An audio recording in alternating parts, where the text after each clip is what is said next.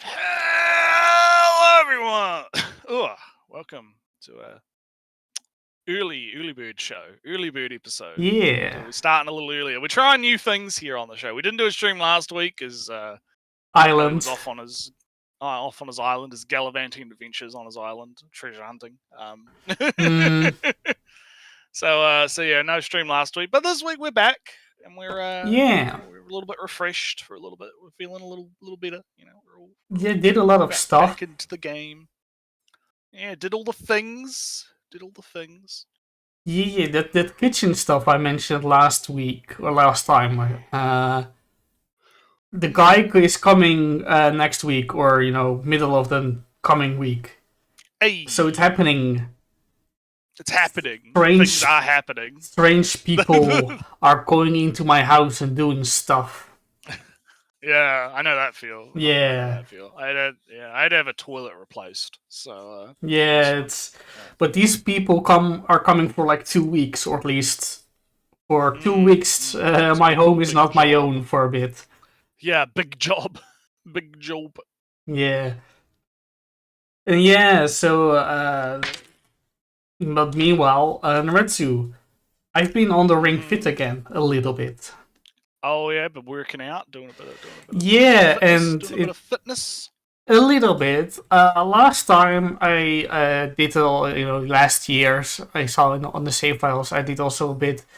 But I remember I had set myself like a goal of like a half an hour every day, which is very reasonable.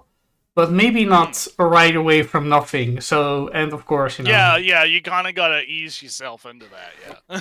And yeah, I've been, it's only like a week, but I felt the burn, I felt the aches, but it subsided. So maybe I should shooting for more time. But I'm just keeping my 10 minutes goal for now, and 1 or 2 levels, because don't misunderstand, Nertsew. Ring Fit is real.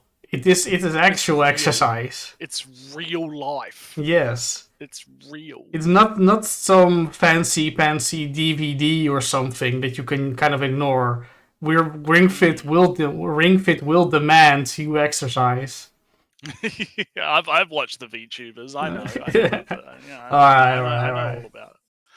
I know all about that. Yeah. That nonsense. But for news that might interest the people watching, I got 2 things. Should I start with good or bad, Nertsew, or chat? Start with the bad. Why not? The bad. First, as always. The bad is work schedule is going to change. So I will I will no longer be living in the normal world that has starts on Monday, ends on Friday, has a weekend. I'll be having my weird 10-day work week that will, for the normal people around, will appear that it will look like if I work at random times for whatever reason. So the regular Saturday streams might not happen as regular anymore, unfortunately. We might have to change things around to do different days. It is very likely that I can still plan around the weekend, because the biggest hindrance are the night shifts and the morning shifts. Well, luckily for you, I'm fine. Mostly the 4 weekend days of Friday, Saturday, Sunday, Monday, so we can always swap around, give or take, depending on the time zone and whatnot. Yeah, so it shouldn't affect the stream too much. We'll just see how it plays out. Yeah. But yeah, consider we might be a bit inconsistent for a few weeks. Yeah, and I don't know how long this will last. It will last at least like a half a year-ish. But I don't know. Work is work. Work will say this is the schedule, and yeah. That's it. Bucko. Yeah. Get to work, Bucko. Yeah. But that brings me. The good news. Good news is that I'm going to Japan for a month. Hey! End of July till the end of August. going on the pilgrimage, going Yeah. to homeland. It is. It wasn't planned for me as such. This is just the time work says, hey, there's no work in this period. Go take time off, or otherwise Go do crime. go do time off request, because we're not going to give you work.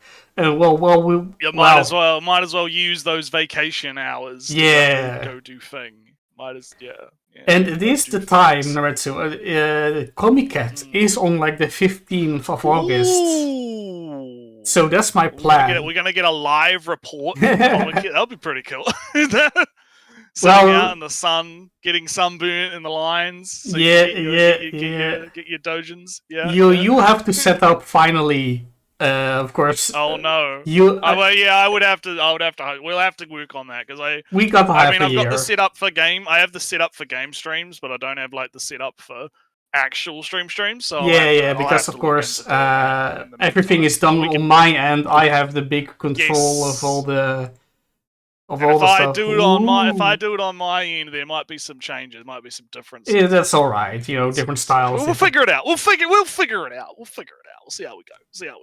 But it'll all depend. Yeah. But no, it sounds like it'll be fun. I mean, I already been there once before. Now it's going to do it again. And this time I am going to try to follow more of a tourist guide, because last time I was just, that place over there sounds interesting. I'll just go over there. Fucking around and finding out, yeah. And I found some cool stuff. So it worked out very well. But I missed also a bunch of stuff that were like, I was like right next to it, but I didn't see it and I just kept walking kind of deal. You know the story of Hachi, the dog? The dog in Akihabara? No, not Akihabara, in Shinjuku. Harajuku. That's all those different names. Anyway, the dog that died waiting on its owner, etc., etc. Very sad story. As a statue in Japan. I walked right past it, didn't see it.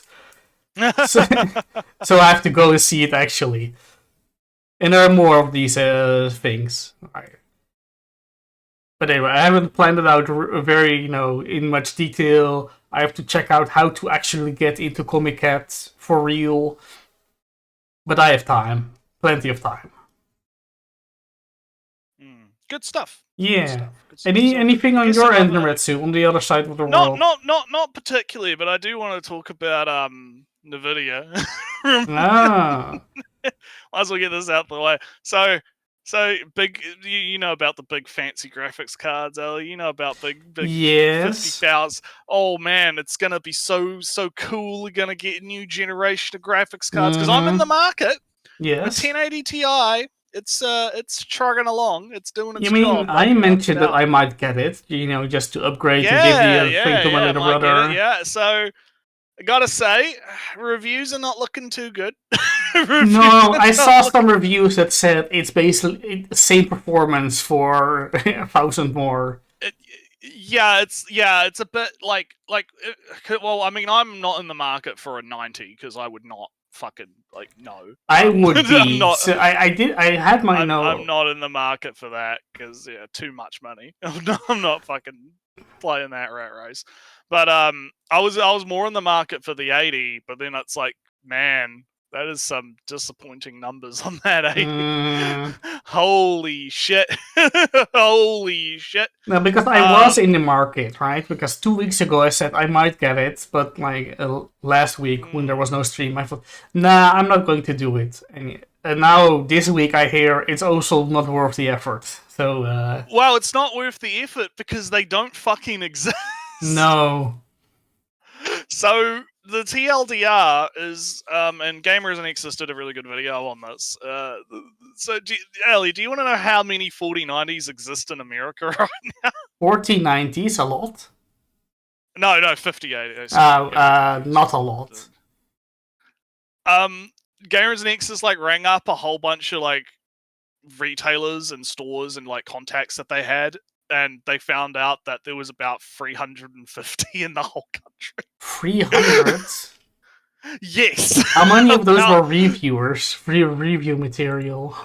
Not counting reviewer ones. Like that's just like retail. Like how many went out to retailers? There was 350 fucking cards in the whole of North America.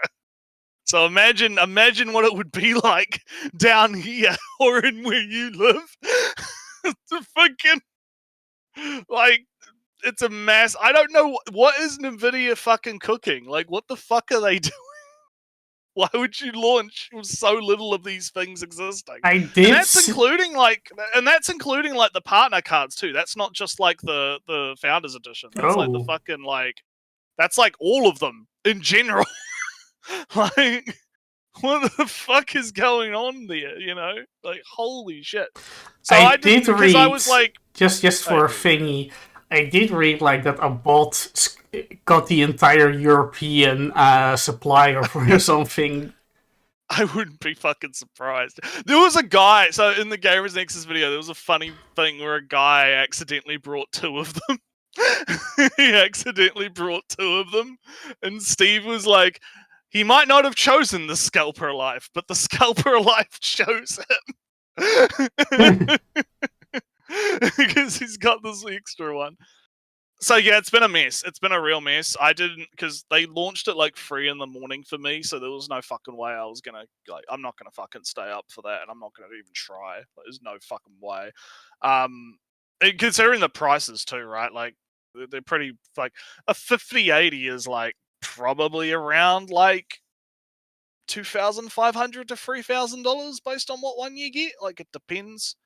Like they're around that much. So it's kind of like, yeah, and the 5090s are like $6,000. So I'm like, yeah, nah, fuck that. I ain't spending that much on a fucking graphics card. You can fuck off. Yeah. But it's like, but the thing is, right, that gets me is it's just like, not only is it not really much of a generational uplift from the 40 series, which I kind of expected because I've watched a few videos about this, and also it kind of makes sense because the transition from 30 to 40 was like a massive architectural change, right? Like they changed the die size, they changed like a whole bunch of shit in the card, right? Physically. So the massive performance uplift from a 30 series to a 40 series was like pretty expected. But these new cards are using kind of basically the same tech as the last cards.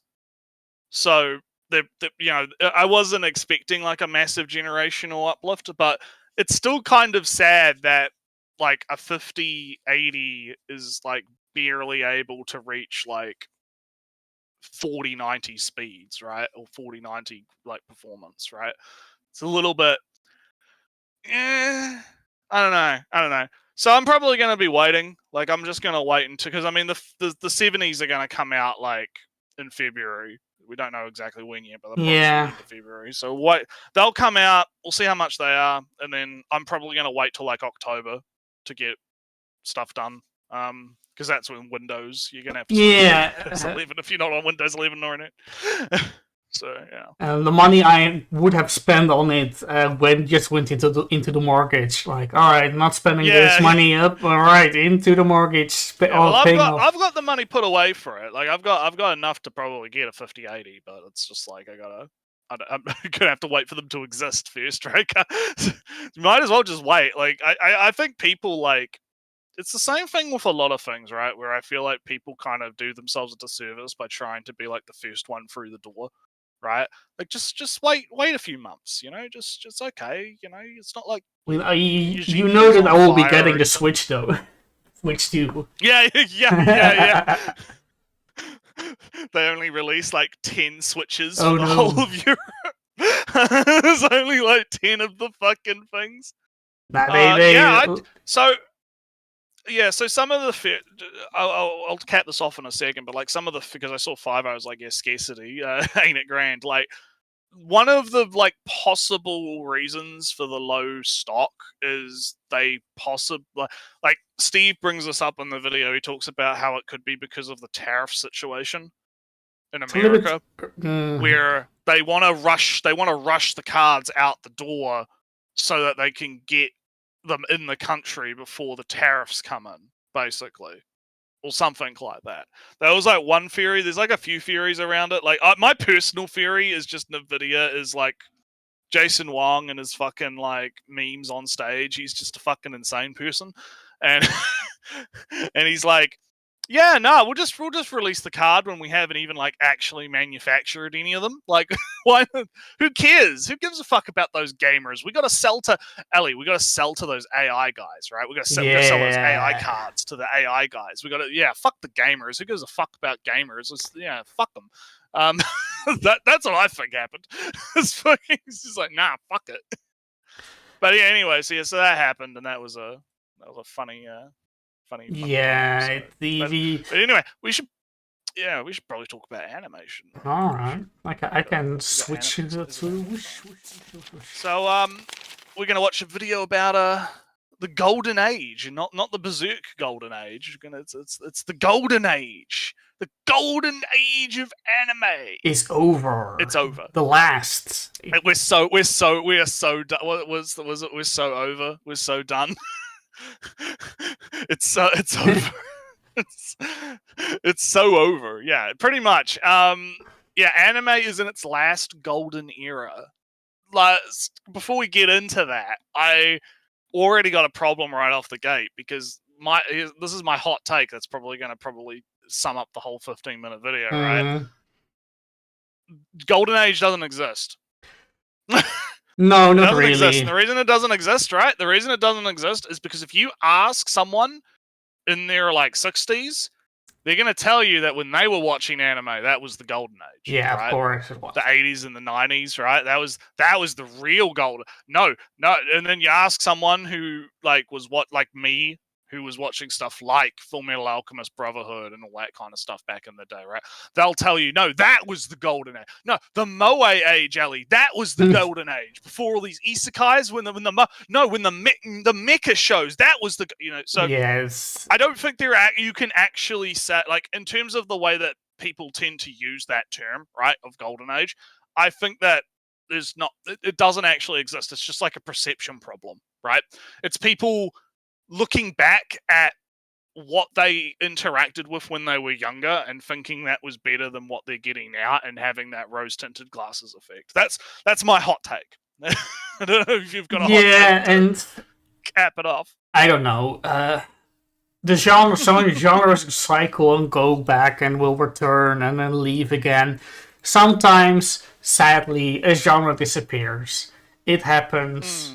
Nothing you can really do about it. It's nature itself that is that you're fighting against. Yeah, and that's why I think it sucks if something that you liked, right, stops being made the same way or at all, right? Yeah, I mean RTSs are so dead, and it's very sad. And then suddenly you can't get that anymore. So from that perspective, you would look back and you'd be like, oh yeah, the golden age of RTS.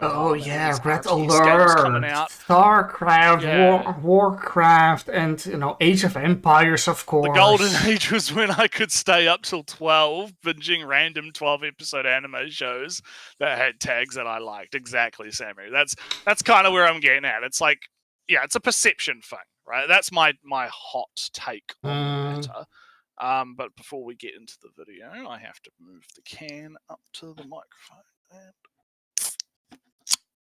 there we go. Nice little hiss there. Oh, good stuff.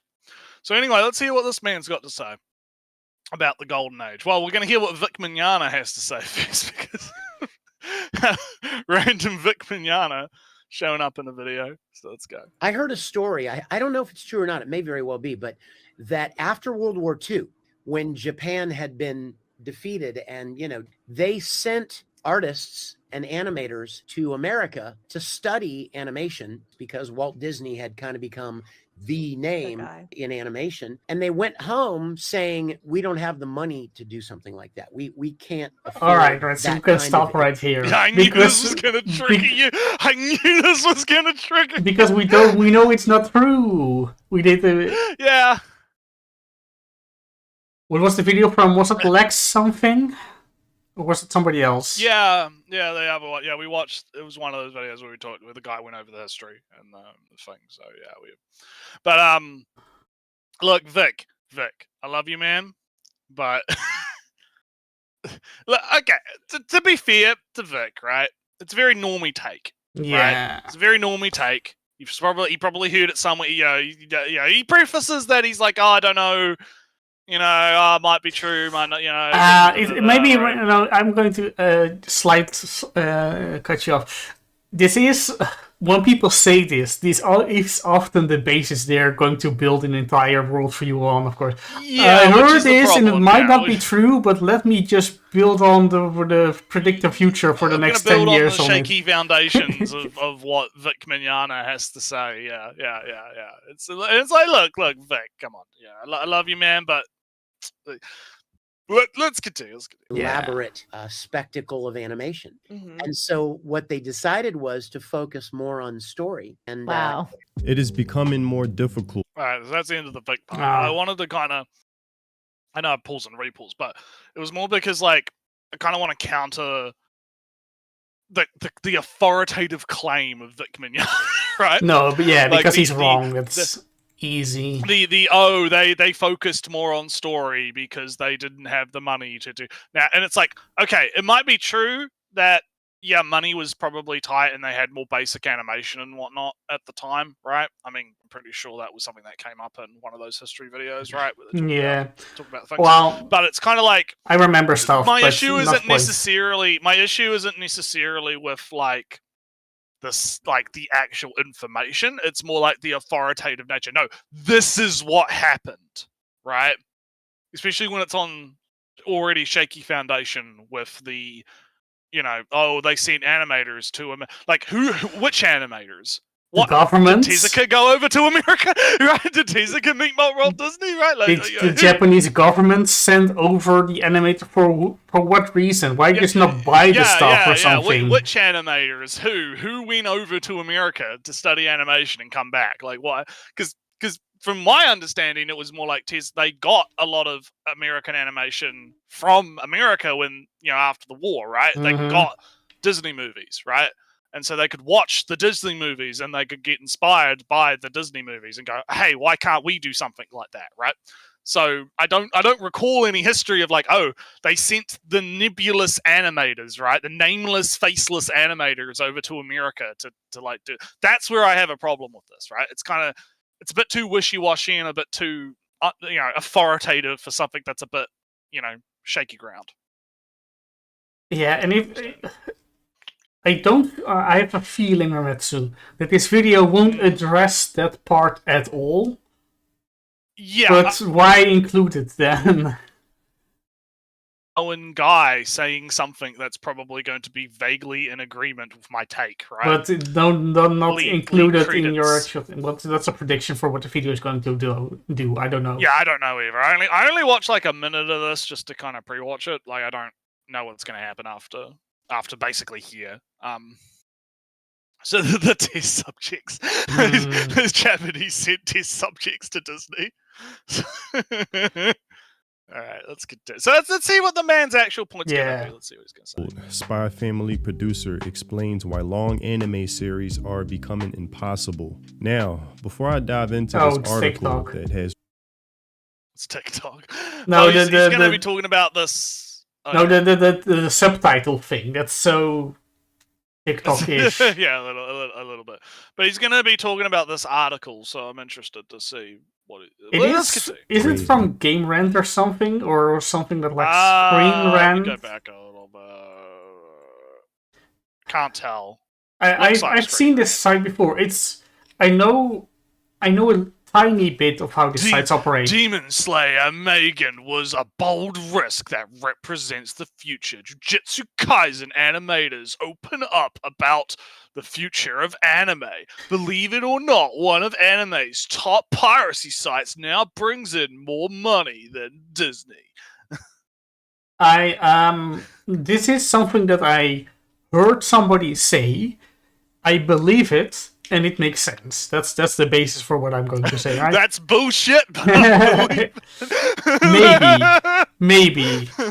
That's game. But no, I don't know if it's Screen. Oh yeah, it is Screen Rant because it says they sign in with your Screen Rant account. Oh, all right. Yeah. Yeah, so it's Screen Rant. Screen Rant and Game Rant and maybe a couple of other sister sites kind of work with freelancers that are getting paid per article. So they just write 100 articles a day. Yeah, it's one of those Kotaku type things where it's like, Kotaku had writers though. This is just pure milling the content and like, you know, taking single tweets. The content mines, the content mines.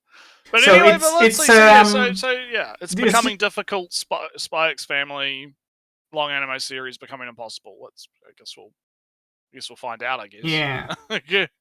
Let's find out. Are becoming impossible. Now, before I dive into this article that has raised many red flags for me, I want to make a prediction. This is the last golden era of anime there will ever be. And it's ever be. There will never be another golden age of anime. Nertsew, remember, 2 seasons ago, I complained that there were so many anime that I was watching. I spent hours a week watching like 20 fucking shows, yeah. I cannot hold all these shows, as the old meme goes. Yeah. And that was the kind of the most shows I've been watching simultaneously in years. Yeah. For me, Nertsew, this is a golden age. I have so much to watch. And I look back sometimes. You're that meme with the guy and the ice cream. He's got all the multi-fandom enjoyer. He's got the ice cream and he's eating all the ice cream. He's like, yeah, man, look at all this ice cream I've got. Hell yeah. Hell yeah. And I look back. But I look back sometimes. I look back sometimes at old seasons, or sometimes hey, what was I watching in 2009 or whatever? Yeah. And I look back and ooh, these seasons are kind of sparse by today's standards. And also just I would only be watching one show a season, with the caveat that seasons were all, shows were generally longer, so you might have, 3 shows at a given time during those years. But these years, I'm watching 2-3 anime a season. That is more than I would be watching back then. And it's not like that I'm hate watching or spite watching or watching for the fun of it. When I am not interested in a show for any reason, we both dropped shows this season, Nertsew. Yeah. For whatever reason. Yeah. We're watching the good stuff because we like it. It's not like it is good stuff is being made. So I don't. The past isn't all that great, actually. And again, it's all a like perspective problem, right? It's like if I was into like I don't know, I'll use mecha as a punching bag, right? I guess you could show. I know there's a Gundam thing coming out that's got some hype around it, like the whole like Anno is coming in to do some Gundam stuff. It's like GU or something.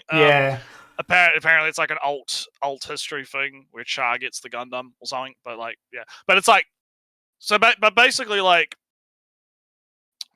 if I was like a mecha fan, right? And it's like, oh yeah, there's no more mechas, there's no big mechas happening. There's no I'm only getting one show a season, Ellie. It's all over, right? Right? Like perspective wise, that makes sense for that person, right? But from us, because we're multi-fandom enjoyers, as the kids say these days, right? We memed about before.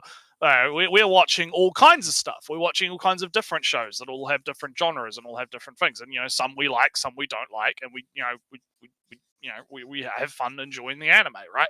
And I feel like a lot of people kind of pigeon. Like, I'm going to make a bold assumption this man's a shonen guy because he's I was going to say he's showing a lot of shonen on the screen right now. Yeah, and I will say, like shonen is definitely changing. There's definitely changes happening. New shows are coming up. Old shows are ending, right? Or series are ending, I should say, right? Like My Hero Academia is going to be ending soon. Well, the manga has, but the anime hasn't, right? So you get what I'm saying, right? Yeah. Like basically, like the types of stories being told and the types of anime, right, is changing. And I feel like a lot of people kind of pigeonhole themselves. Instead of flying with the wind, they're trying to be the mountain and stay strong and be, no, my shows, it's all sucks now because it's not like the thing that I like, right? Yeah, but who knows? We haven't gotten too far in the video yet. No, just for funsies, right? There was this trailer that dropped for this new Gundam show. Oh yeah, I've seen so much fucking fan art of that. Yeah, but you know, first it was like this character is cute, this character is cool and mysterious. Or no, this guy's mysterious, but she's also cool and collected. I think this character is mysterious. And afterwards, it's like she screams a lot, she's super shy, and this character is cute. Yeah. It's just a funny from first trailer. Yeah. Complete characters are made up. I've seen so much goddamn art of that redhead chick, right? Yeah. Goddamn. People be already fucking getting on that train, which is good to see. It's good to see. Yeah, I'm probably gonna watch that when it comes out because it seems like it might be pretty good. Yeah, I mean, last Gundam show was good. I watched it, the whole thing. Yeah. So anywho, let's get back to video, man. Let's see what he's got to say. I also don't know something, but slow decline. It's all down here. It's a slow decline. It's the slow heat death of anime. But anyway, let's continue. Now, you may say, what are you talking about? I did. You're out of your mind. Anime is more popular That's than not ever, why, but growing its audience more every year. But okay, so it's this is going to be a dense one. I can already tell, right? Popularity shouldn't be the measure, right? Like, which I guess is what he's kind of going to get into, right? You know, because just because it's becoming more popular and there's more money and there's more shows coming out and there's more stuff, right, does not mean, like, again, I don't want to repeat myself for the whole video, but it's like, yeah, this perspective problem, right? Yeah, just because like stuff like Demon Souls or whatever, or, you know, Demon Slayer and whatnot is making tons of money, and all these other shows are making tons of money, doesn't necessarily mean that, you know, everything is the same comparatively, I guess, right? Yeah, I mean, the thing people say, right, is that RTS evolved into MOBAs. Right.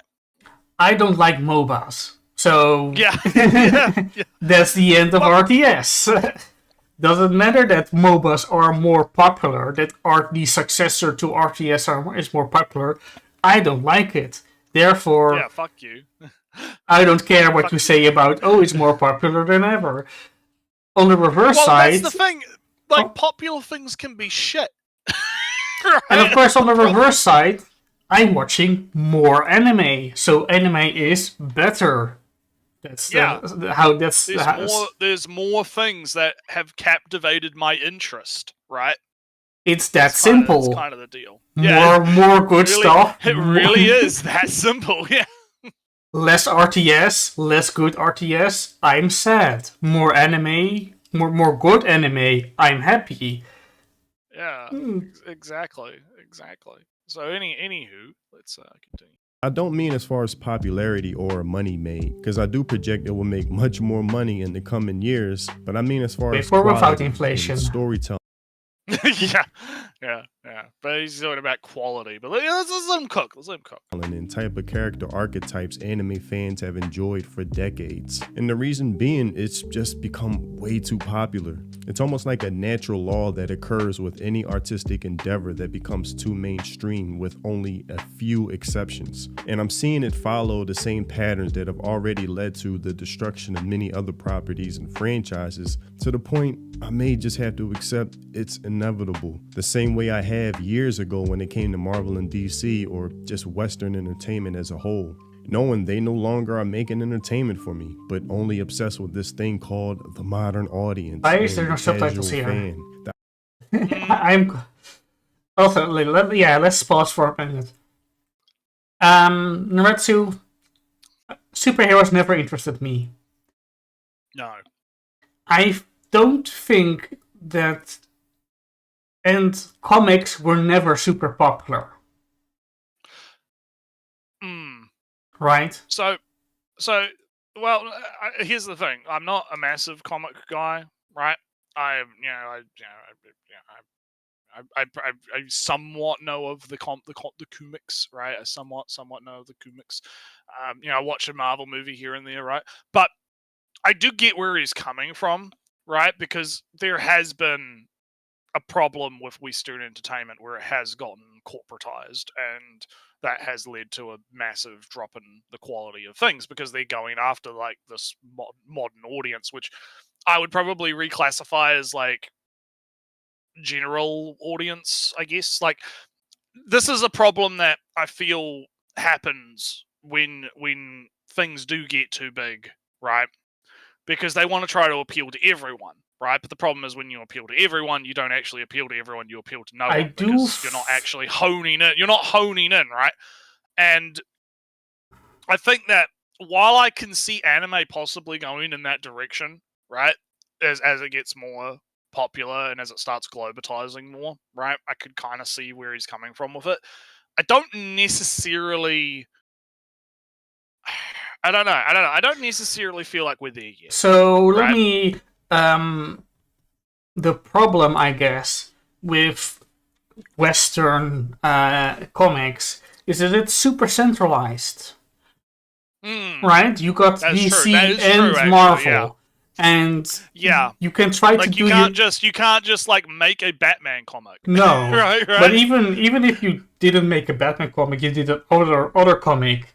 Your base is so small because Marvel and DC just crowd everything else out, and there's no easy way to get an audience in comic space. Whereas when you look at like how manga and anime typically tend to work, right? It's usually someone has a story and they'll submit that story to like Shonen Jump, or they'll win a contest, right? Or they'll do a thing, right? They'll post it on like a Soshitsu or whatever, right? Like, as a light novel, or they'll post it on some other site where you can post manga, right? And eventually you'll either grow your audience online to the point where a company will look at you and pick you up and go, hey, that Spy X Family idea is pretty cool, or something like that. Or as we're seeing a lot now, like we're seeing like assistants to manga, like the Chainsaw Man guy, right? Like all of his assistants are going off and making their own things now, and they're all like becoming like massively popular, like that Drama Queen one. That's like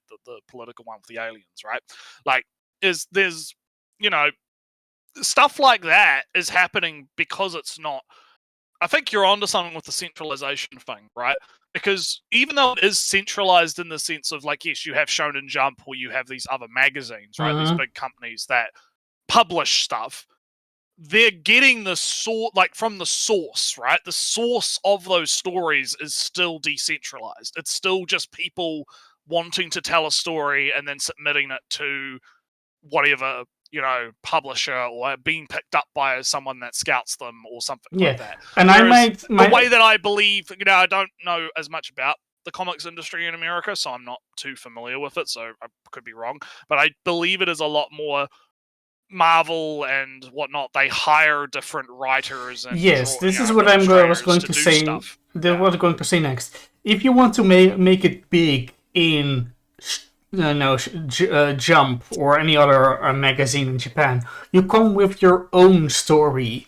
In Western scene, you make it big by writing a Batman comic, a Deadpool comic, a whatever comic, but those stories aren't yours, so you can't get the benefit of it. Everything goes to the big corporate. Well, and what gets big and what doesn't is also dependent a lot more on actual consumer feedback, right? Because they have the ratings and they can see, people like this one more than this one, will boost the advertising on this one because people like this one, right? I do think that doesn't make much a difference between the two styles.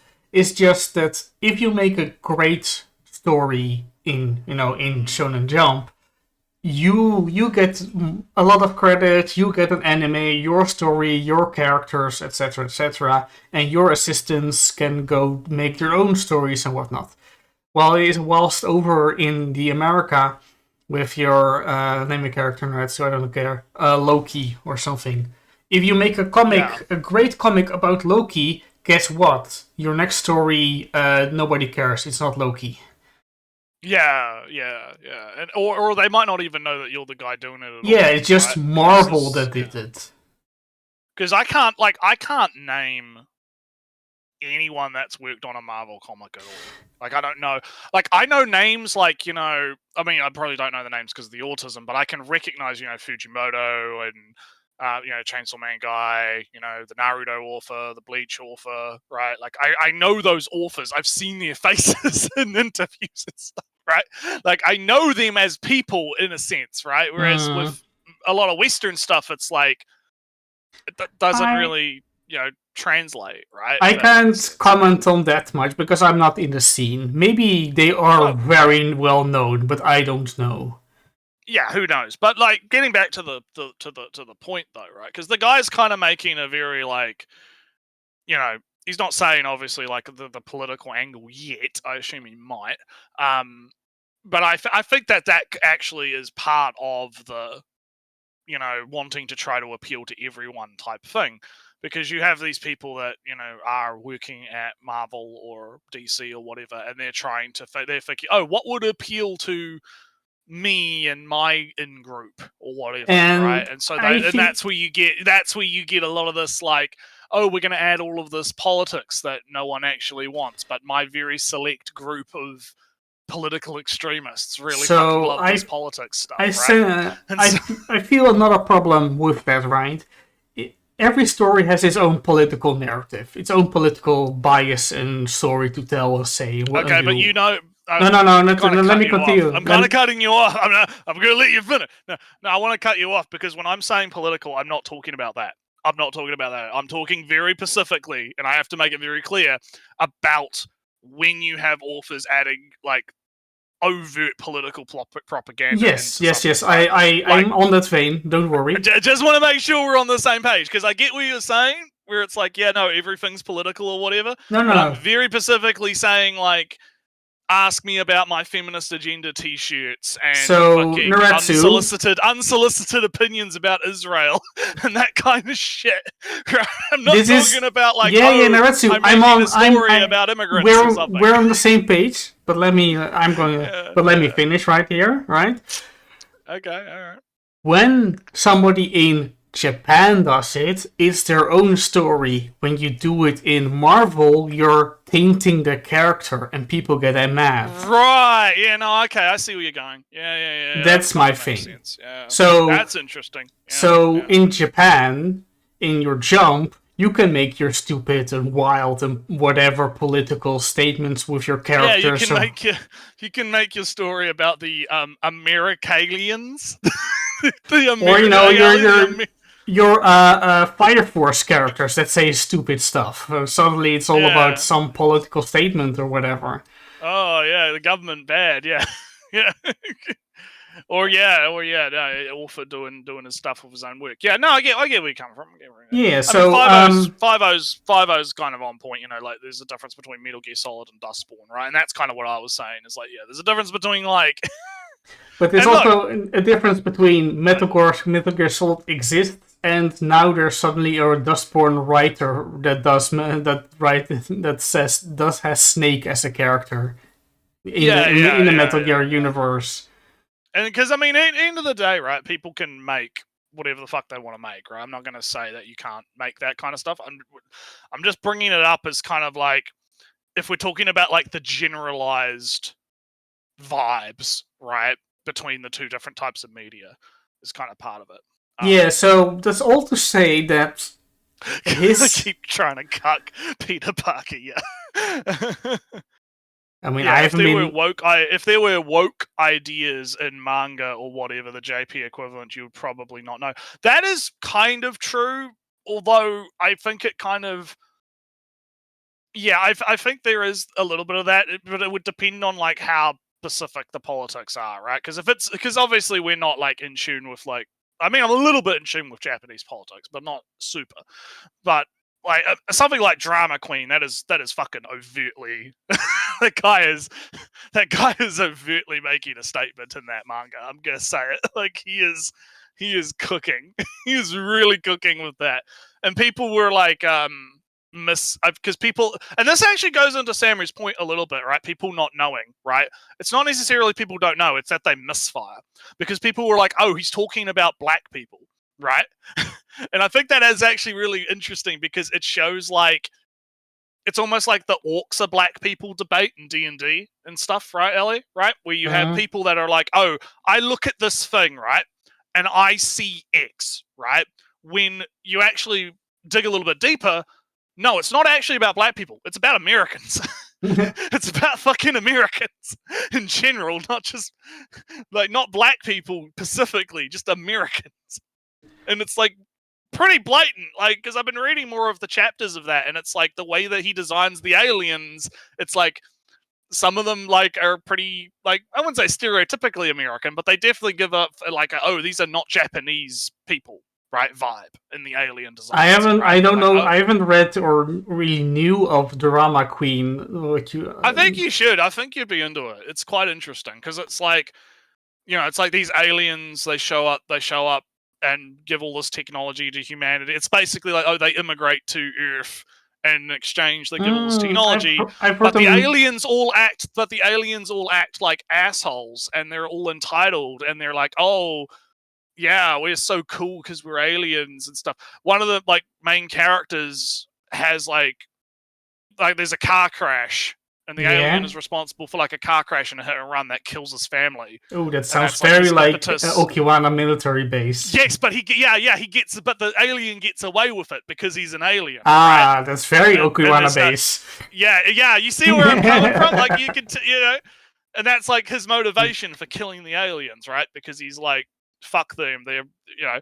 So I think it's very blatant in its political messaging. I think if you actually, but it's one of those things where if you weren't like familiar with that Okinawan military base problems, like problems stuff, right? Or just America in general. Or just like the American, like, McCarthyism type stuff, right? Like, if you're not familiar with that kind of political issue in Japan, I can understand when, like, if you're American political brained and you look at the aliens, you're gonna think, oh, they're definitely talking about like Indians or or black people or something, right? Because it's just like, that's how, like, you know, the normie American mind thinks, right? Before we move on, actually, I kind of want to. This is going to be a bit off topic, but it's somewhat related, right? Have you watched Godzilla -1? No. So I watched Godzilla -1 recently. I watched because it showed up on Netflix, and it had the black and white version because they made like a black and white version.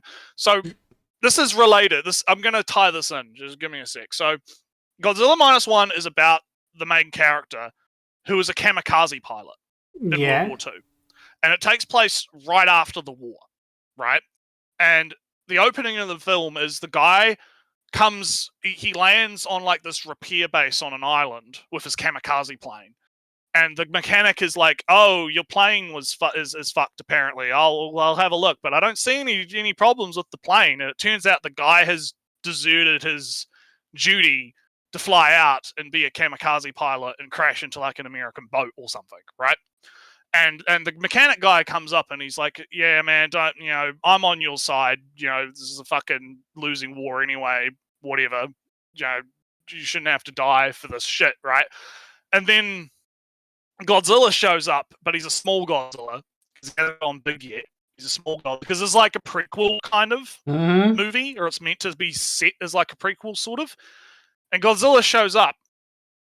And he like attacks the base, and all the guys like, hey, get in your plane and shoot it with the 20. I found it really funny because there was like a line where the guy was like, a 20mm cannon can destroy anything. So he gets into the plane, but he seizes up in the plane, and he doesn't shoot. And then the other guys start shooting Godzilla, and Godzilla basically eats all the other mechanics on the island, right? And the guy like runs off and gets knocked out, and then he wakes up, and him and the other guy are alive. And the whole movie is kind of like, interesting to me from the human side of it, because this kamikaze pilot is like racked with guilt because he didn't die for his country, right? He didn't go out and crash into the plane, and like all these other people did. And he gets back home and he finds out like his family died in the fire bombings in Tokyo. And this like woman comes out, like his neighbor comes out and like chastises him because she's like, how dare you fucking come back? My fucking kids died in the fires. If you had just gone out and done your job, we would have won the war, right? That kind of thing, right? And there's a lot of that kind of political, like I don't know if I'd call it political, but it's very Japanese, like, mindset-y, right? Where there's a lot of like asking questions about like, what does it actually mean to sacrifice for the country? Was the sacrifices worth it, right? And as you kind of get to the end of the movie, like the conclusion kind of to the movie is like, no, your war is over. You shouldn't have to feel guilt about this. Surviving is not like a bad thing, right? Like the sacrifices of life were wrong. Like saying that the sacrifices of life during World War II were wrong, basically, right? Like we shouldn't have done that, right? But it was a very good movie. It's a very good movie. If you've not actually watched it, I would recommend watching it, and I would recommend watching it with the decolorized version because it makes it a lot more atmospheric. Because it's I can understand. Was it on Netflix? I heard something about it. Yeah, it's on Netflix now. It came out recently on Netflix. All right, and you can find both the colored version and the non-colored version. I would recommend you have to go for the stylish one. Oh yeah, because it's interesting because like you can still like the CGI still looks like CGI, right? Because it's CGI, right. but it is a lot more atmospheric because it feels like you're watching kind of like a 1945 movie in a sense, but it's because it's all black and white. But it's not really like it's still a Godzilla film, right? Like they have Godzilla and there's some set pieces and he like destroys a fucking he destroys a goddamn battleship or whatever, like there's some fun stuff that happens, but most of it's about like this guy and his story of like dealing with survivor's guilt, or whatever it's called, right? Like he has a lot of this like, I didn't do my job. I was a coward. I ran away from my duty. I have to make up for the fact that I ran away from my duty. It sounds very much like Survivor's Guild. Yeah, and it's So it's a case of, but the thing is if you don't know about kamikaze pilots, right? And you don't know about what Japan did in World War II, and you don't know about like the Japanese fanaticism of the country, right? Of no, we have to do this. We're going to protect the emperor. We're going to protect the country. We're going to beat America. We got so and so and so and so until the nukes happen, right? until the nukes happen. Like if you don't actually like have that like baseline, I think it would be actually kind of hard for you to kind of think like on some level to kind of like get why are they treating this guy like shit? Like why is this woman like screaming at this guy for not like getting in a plane and crashing into a boat, right? Like why? What the fuck? It's kind of weird. Like from our perspective as like Westerners, right? It's weird, but from the Japanese perspective, no, that was what it was like back then. No, that's the mindset that the people had. It's fascinating. Slightly going onto the military route still. Nertsew, there's a war in Ukraine with Russia. Mothers sending their children to war, expecting them to die because it's the patriotic thing to do. Yeah. And getting angry when they come back because why didn't you die for your land? How dare you not sacrifice yourself for the country? It's not any different for any war, kind of. No. But I think if it's from the Japanese perspective of it, I think that yeah. So, but anyway, it's interesting. So I'll tie it back into this, and we'll get back to the video, right? Like talking about like politics in the media, right? Like, yes, I do think on some level you can have politics happening in Japanese media, and people will either misfire or not quite understand it because they don't have that like added contextual element, in a sense.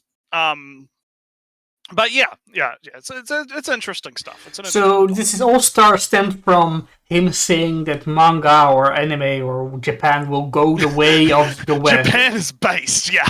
Japan is based. Western stuff cringe, and he's worried. He's worried that the Japanese stuff is going to become less based. Yeah, but it's just such a different structure that I don't think it can't happen the same way. So, I mean, something similar might happen. The big publishers might get scared and do somewhat similar things by just picking the safe choices over and over. But it's still, there's more variety. So you will get more stuff in the Japanese system than in the DC Marvel system. Yeah, so I think the Japanese system has a much better grassroots. I think. Yeah. Because even if let's say Shonen Jump starts putting out just absolute fucking dog shit, you're still gonna have independent mangaka just doing their thing online now. So. I think it is very interesting how we haven't, and this is going to be another whole tangent, but I'm going to move on, trust me. It is interesting how we don't have a very strong independent comic structure, I guess, because I look at my the stuff that I'm reading on Manga Decks and whatnot, and it's a lot of very independent, stuff that most people aren't really reading, and all of it comes from Japan or other countries.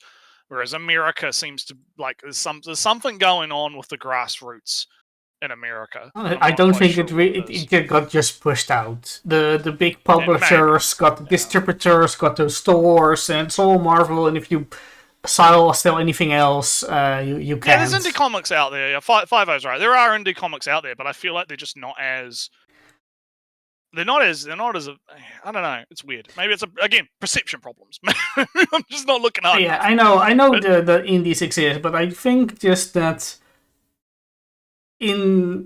because Jump doesn't have its own property that it can't endlessly promote above all other things, that there's no benefit for Jump to crowd other series out in favor of one other. It just it benefits from having a ton of all good stuff, while Marvel might lose if another show or series becomes popular. Therefore it's all in on its own stuff instead of creating a diverse lineup of all kinds of different things that are not just superheroes. But let's move on. Right. Yeah, let's move on. Long ass rants ending time. Irony is that they even lost the casual fans themselves, which is why streaming services are racing to license all the South Korean dramas and anime content they can. Hollywood is losing more and more money each year because the West lacks any originality and talent, with only a few exceptions coming few and far between when it used to be abundant. I remember during the Breaking Bad years, which was considered I never watched Breaking Bad. Me neither, but I was never in it. It comes up all the time in my shorts, and I've seen shorts from Breaking Bad and Better Call Saul, and I'm I just don't. I get it's good. I get it's good. It's fine. Right? I'm not gonna say it's bad, but I just wasn't interested. Not used to, because it was very infrequent. The few times that I ever skimmed through the shorts, there was this one show, this series, that was about office employees in a building for a rich company, and it was all about the drama of working in an office building, not even really for a company. I am the manager of the building. If you do stuff that I don't like, I can kick you out for whatever reason I feel like, because I own the building and you're just here on the contract, kind of stuff. I don't know what the series is called. Some whatever. Maybe it's just address numbers. But that's.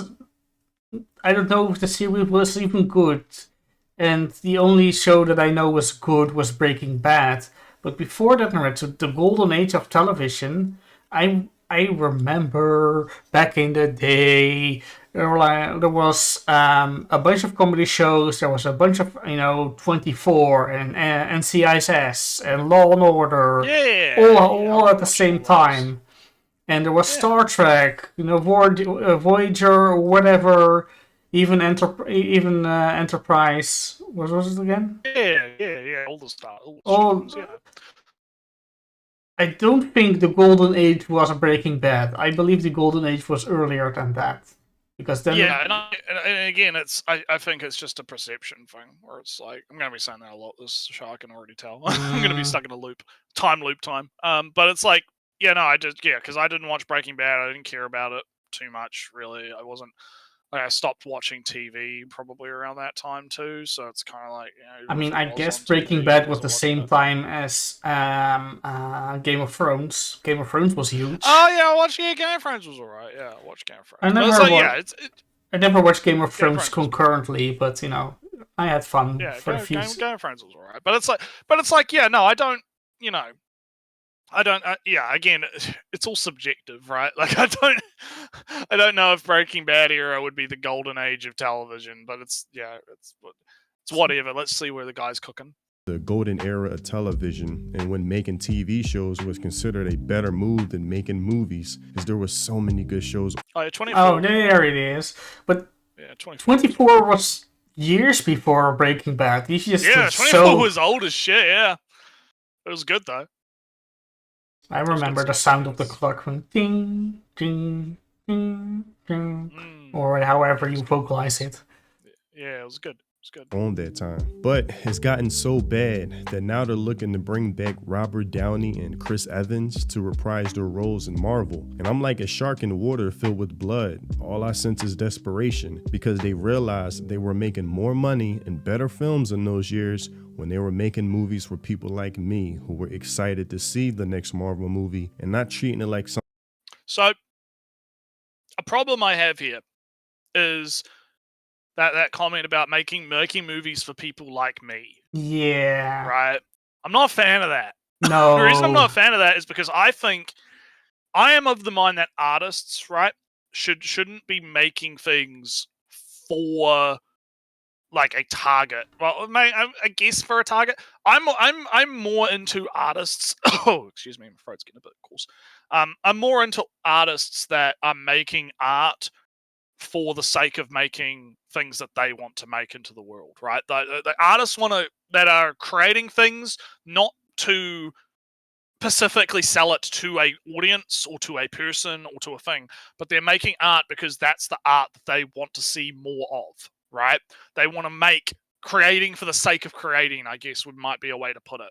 So when he's saying like, oh, they're not making stuff for me, right? I mean, obviously there's a bit of entitlement in there. Right? Yeah. There's a little bit of entitlement in there, but they're not making stuff for me. To me, I think that just runs counter to my kind of philosophy, right? And when it comes to art, right?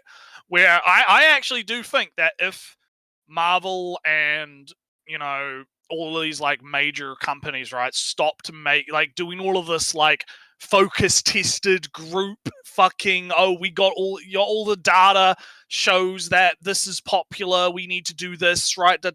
No, if they just got a bunch of artists and they were like, hey, what do you guys want to see, right? What do you want to make, right? Get artists actually like driven to do the thing, right? I think that would lead to a lot better outcomes than pushing this idea that the art needs to be made for someone, if that makes sense. I don't know if you agree with me on that or not. In principle, yes, there is of course always the thing from, all right, but is it worth showing it to others? Yeah, that is a problem. I can make my own stuff as much as I want, but I also have to think, and how much is it worth the time to show it to somebody else? And how should I show it to somebody else? Or, how much effort should I put it in if I'm going to show it to somebody else or whatnot? That's a consideration. Yeah. But I'm just thinking about the problem with Marvel movies, which is he's just talking about Marvel because DC never made good movies. Now. Yeah. Right now he's talking specifically about like Marvel. Yeah, stuff. but DC never made a good movie about their superheroes. The entire Marvel run. Yeah. I mean, Batman was cool, but that was the only one. So why is he talking about or whatever? Marvel ended, and people said, "Cool, it ended," and then stopped caring. That was the problem with Marvel. Was like they had all these movies that led up to Endgame, right? Yes. Like they had this whole storyline, and then they finished the storyline, and it was good. And then I think the problem is instead of moving on to like an actual new storyline, right, with new characters and actually fleshing those characters out and trying to make them good, right, they're just kind of stuck in their own shadow, right? Which is kind of what he's talking about when he's talking about like bringing back Robbie Downey Jr. and Chris Evans, right? Where it's like they can't. Like, because people liked those characters. They liked those actors, right? Playing those characters. And they haven't really managed to, like, find any... Like, I don't know, the guy who plays Spider-Man was pretty good. I never watched Spider-Man's... Spider-Man I haven't watched the Spider-Man movie specifically, but I liked him as Spider-Man. He did a good job as Spider-Man, right? He plays the role well, right? Like... But the Spider-Man movies I've heard is, like, they're hit and miss. Like, some of them are okay, some of them are not. And that's kind of the problem, is, like, when you think about like the early Marvel stuff, right? You had the Iron Man 1 that was a fucking killer. That was a nice one. Yeah, you had but Iron Man 1, 2, 3 was when stuff started to go downhill. Right? I didn't like 2 as much though. I think... Yeah, 2 wasn't as good, but it was alright. It was like fine, right? And then you had what? You had like 4. 4 was one that came out. People were like, okay, 4 was alright, right?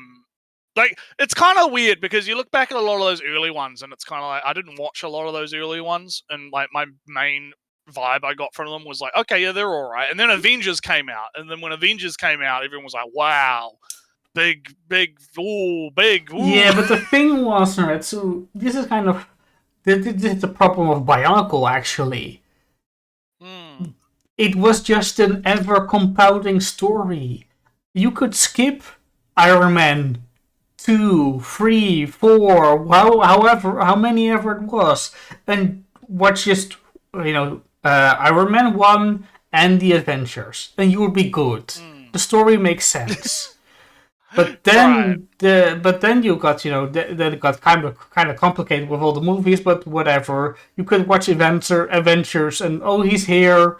And it all still makes sense. I didn't watch every Marvel movie. And then it started to become, no, you have to watch all of the movies and watch the end credit scenes. No, that's not even the difficulty. You had to watch the TV shows, the series. Yeah. And then suddenly, you had to watch the TV series, like with the WandaVision thing, where it was like you had to watch WandaVision. So or was it like S.H.I.E.L.D. was another side show series. It was.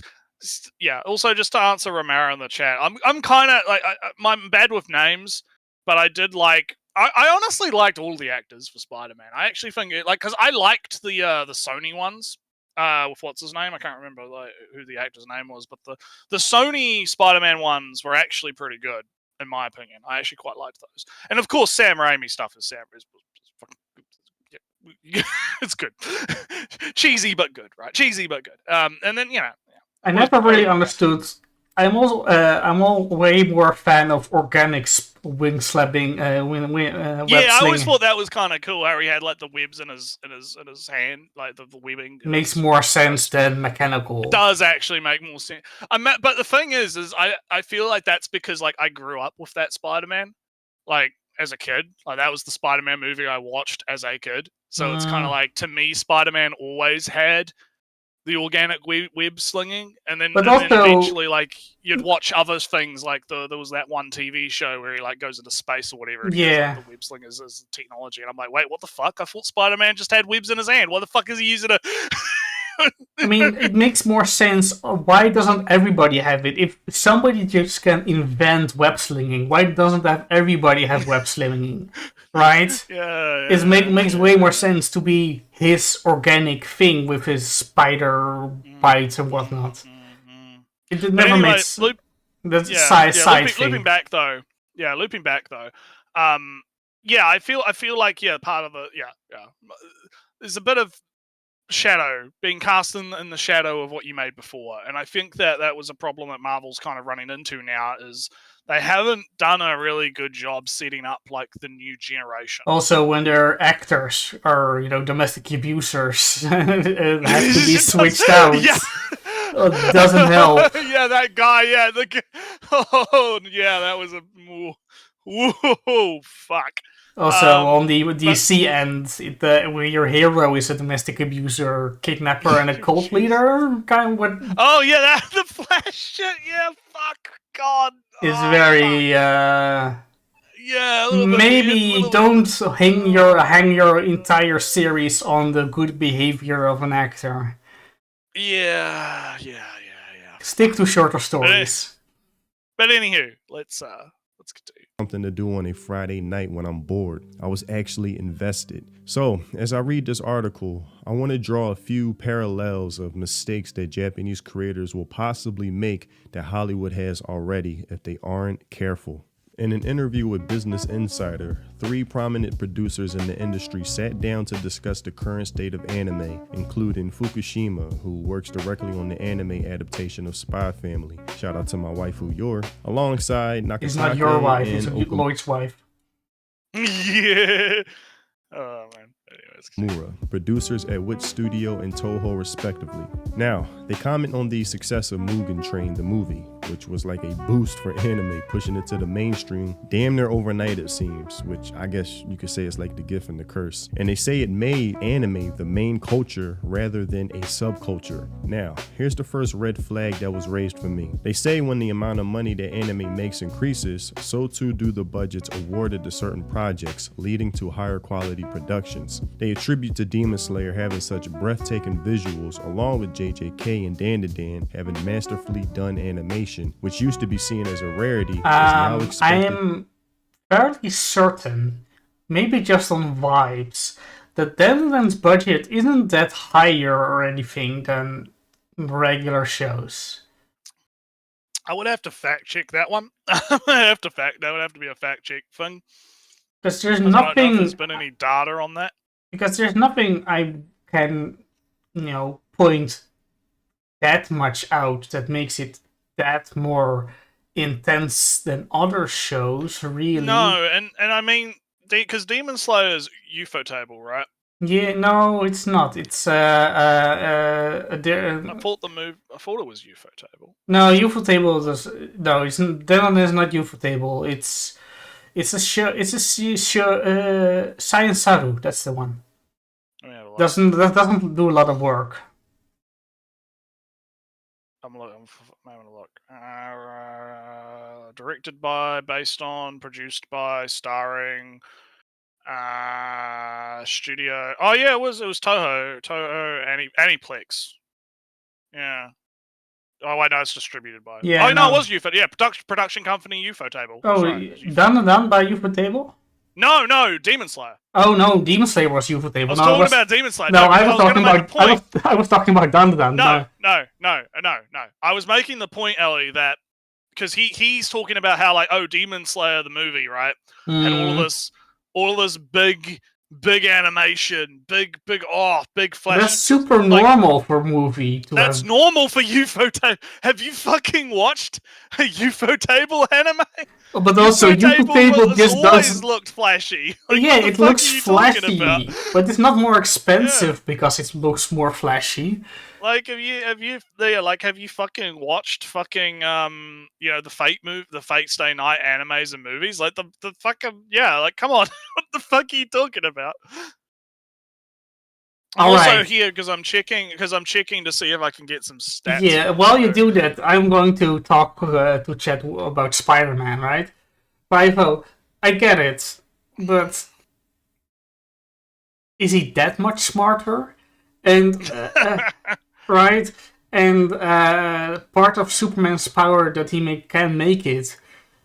Is it that I'm just kind of thinking if we can make spider silk artificially, that would be huge. We could make a bunch of stuff, buildings that weigh grams or whatever. Not that, but you get the point. See, because I'm trying to find out like what the budget for Mugen Yeah. Train was. Even It Iron doesn't Man, really say anything about even it. Iron Man's power source was kind of, we have, free electricity because Iron Man gave, did the core thing, etc. Now we have free power in the world. Oh, here we go. Okay, so the budget for Mugen Train was $15.7 million. That's and 15. It made 15.7 million, and it box officed 507 million. Sounds about right. So like, yeah, a lot of money went into it. Yeah. And I'm reading up about like, because I'm on the Wikipedia page basically, and I'm reading up about like some of the stuff, and it definitely like seems like a lot of it was COVID related. Like it wasn't like the part that I think's being left out by both the producers and I think this guy, unless he talks about it in a minute, is like the movie came out like right after the COVID lockdown stopped.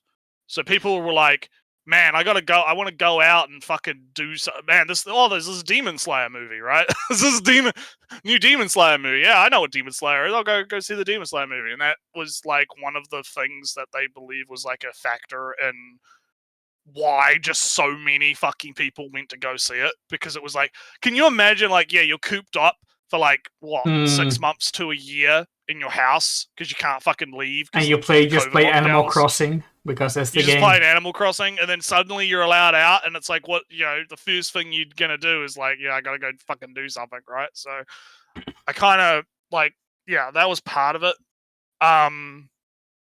But going back to the guy's kind of overall like point, right? Yeah, just before you make the point, Nertsew, is this a quote or is this the writer saying something? That's not really clear to me.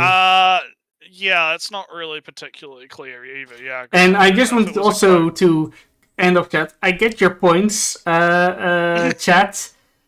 I don't like it. Fuck you. You're wrong. I am reading the chat too, but I'm more. Yeah, I'm busy. No. I am personally invested in my fight against I'm fighting against the chat. Budget related shit. I wonder if I'm gonna have a look because I wonder if on the Wikipedia page for the Demon Slayer. Yeah, but if everybody has the formula, then nobody would find out that he is especially Spider-Man because everybody has the formula, right? No, I don't think it says what the budget was. Oh no, I'm talking to chat about the formula of if everybody has the Spider-Man formula, then nobody can figure out that it was the Peter that made the thing. Ever thought about that? Yeah. Anyway, but you're dumb Spider-Man fucking. Yeah, Spider-Man fighting. I can't find any. I'm not finding any, but basic information. No, but back to the video, right?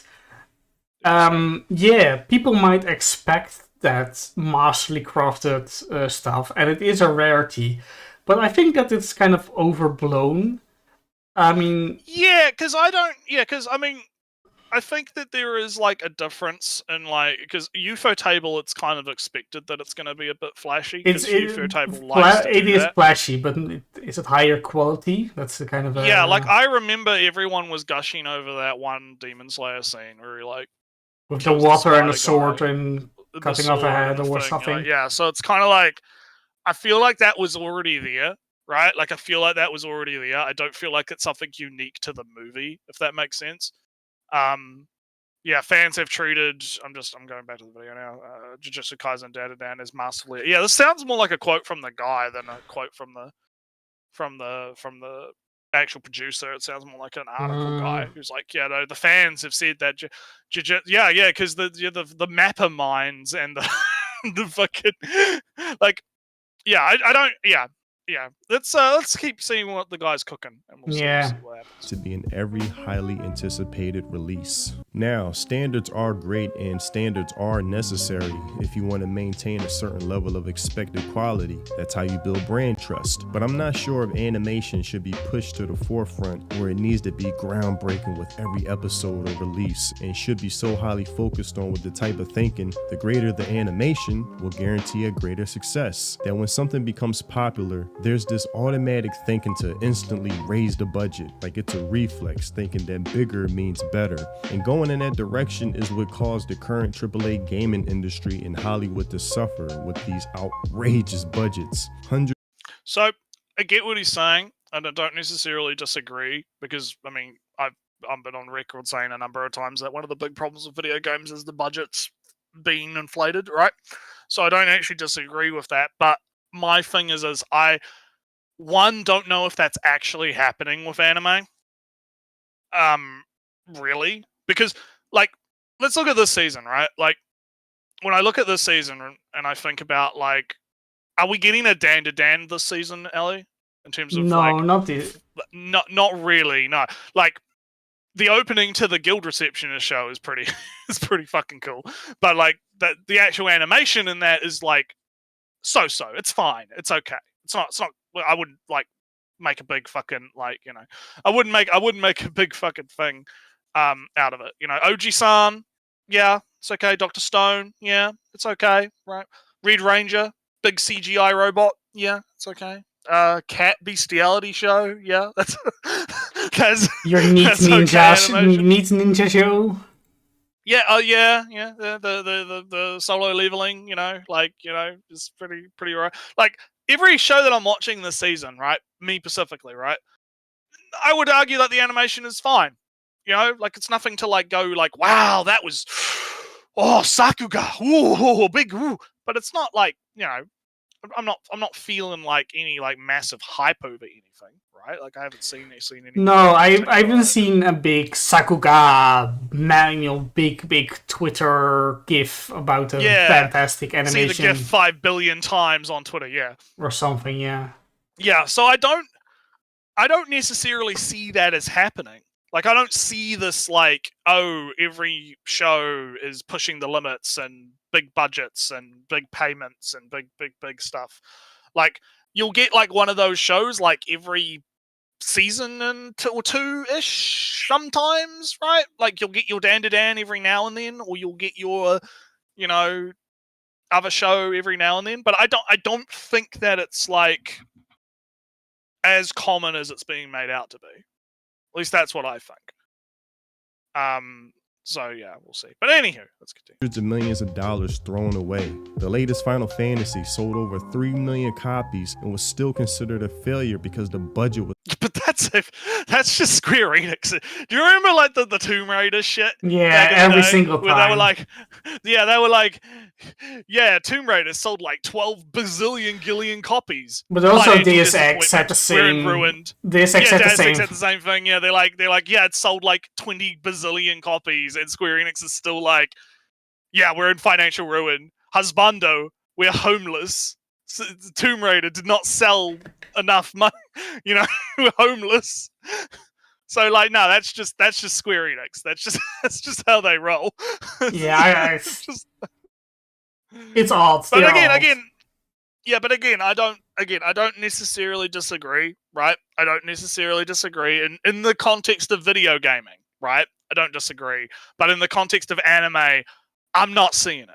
I'm not seeing like, oh, Dan to Dan was a financial failure because no, I haven't heard anything about that. Yeah, no, like I haven't heard anything about that either. So it's kind of like, yeah, no.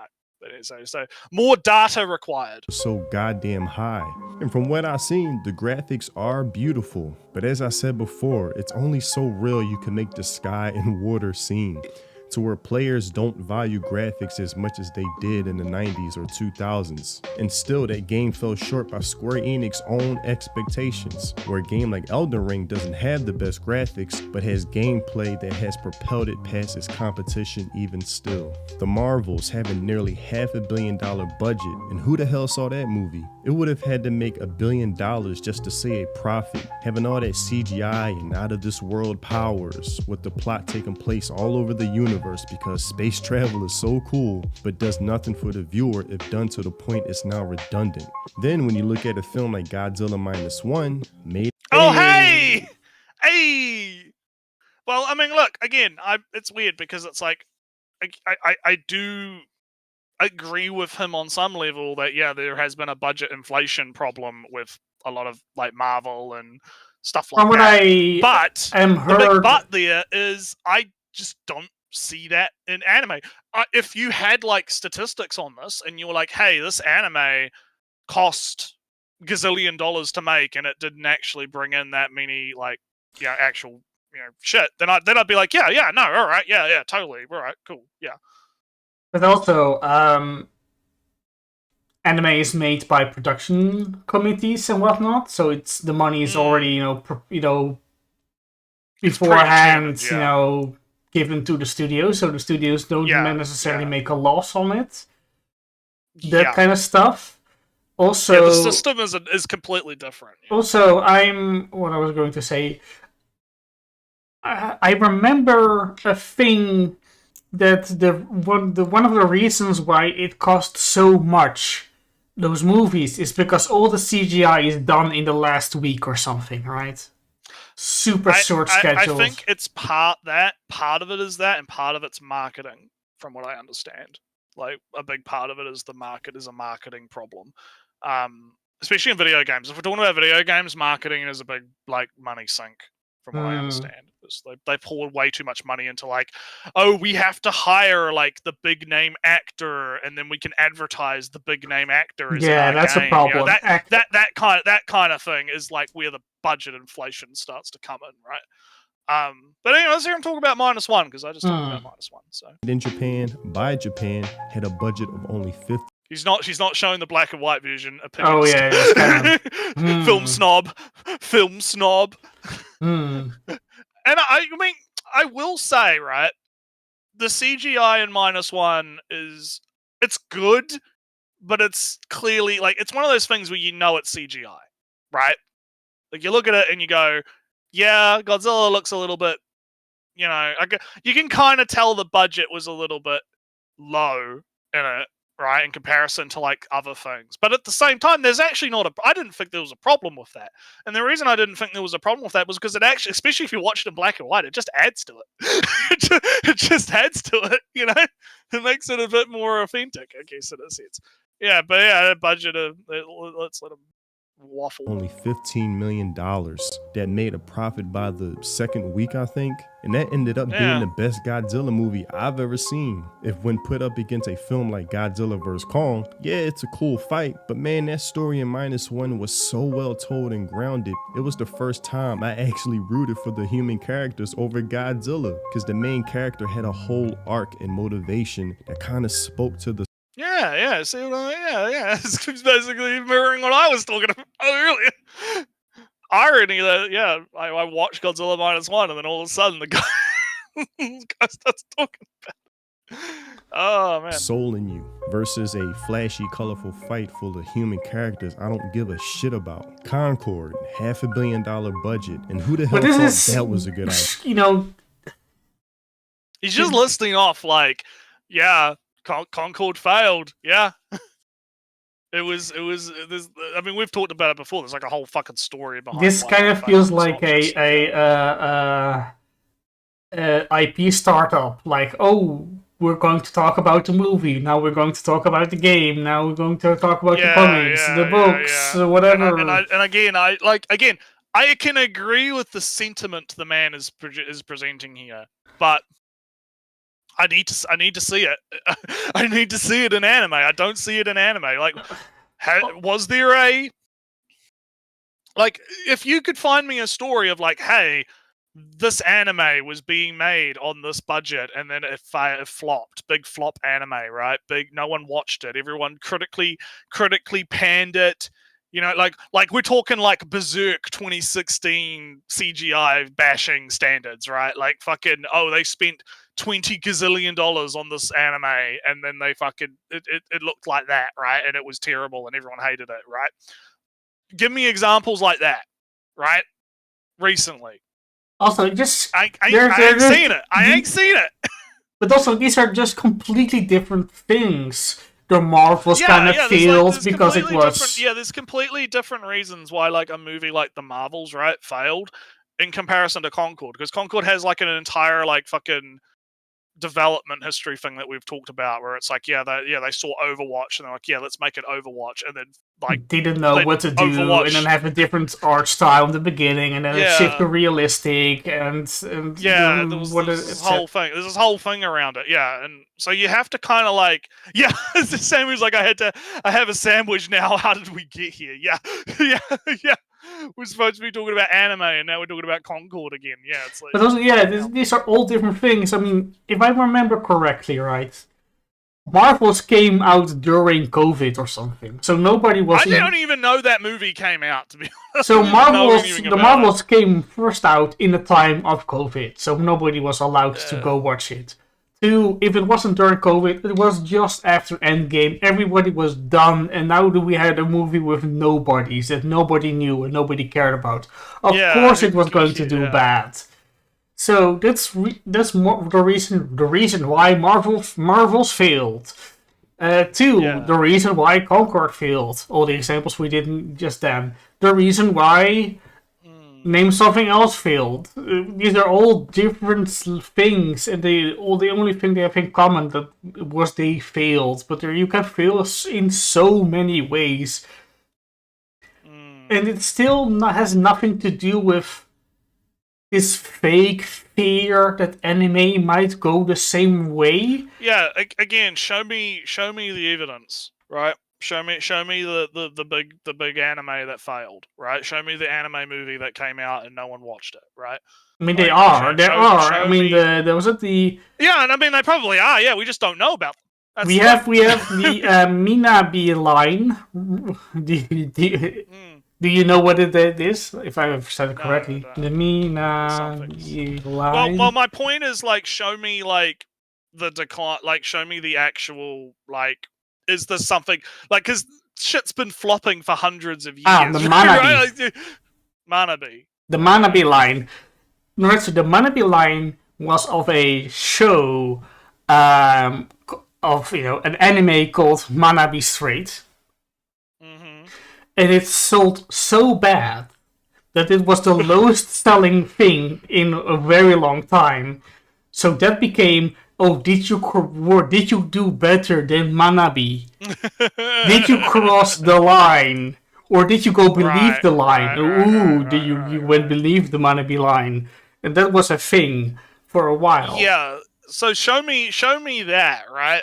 Like, that's my thing, right? Yeah. Show me kind of where this is coming from, because to me I don't see that happening right now, at least. That's kind of my problem with this, I guess.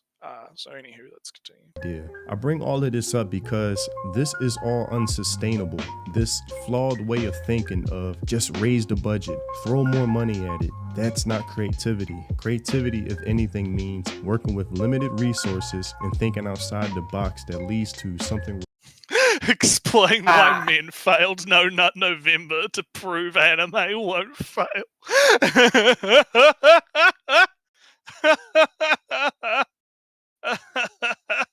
That's good. Nertsew, I'm looking at Manabe Line. Do you know Pikata HK? No. Main character is a girl that wanted to fuck 100 dudes. Oh. It was the goal of the. Oh yeah, shit! I do remember this. I can't remember. I watched some of that. I can't remember. It was fucking ages ago. Yeah, no, I do remember that. That failed. That show failed. Was a disaster. Shocking. It was a fun show. Shocking. I watched it like the whole thing, but it was fun. Do you? I'm just reading here. Do you know Okami-san? It's a show about the girl has a black school uniform, black red, and she's kind of violent, and she has electrical gloves of 2 cats. And she's in a kind of a dilapidated school kind of deal. Anyway, you don't know. It was also the narrator is Kuroko from Index, if you know that. Mukashi. That also was an anime that failed. Oh no! Failure. Oh no! 15 years ago, these anime Yeah. failed. That's kind of what I mean, right? Like, is this like some, like things do fail, right? And that's why I need you to show me like a pattern, right? I need to see like because when you look at like the Western side of things and the Concord side of things, right? There's at least like somewhat of a pattern going on, right? In some sense, where like you can kind of see the through line. But with this, it's just kind of like, yeah, no, I need to see like the actual like data points, right? Like what the next Dan to Dan anime comes out and no one watches it. Right? Yeah, It's so bad. alright, so the last bit, right?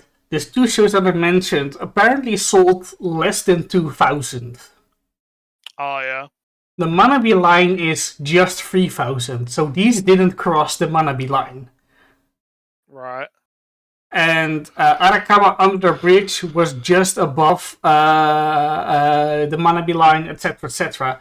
So you can point to anime failures, but what you can't point to is it collapsing or something. Yeah, that's the thing. Like you need to have like you need to have the graph, right? Line go down, number go down. Yes. Right? You need to have the. But there's only Well, more number go anime, up, I guess. more different anime every year, good stuff all around. So Yeah.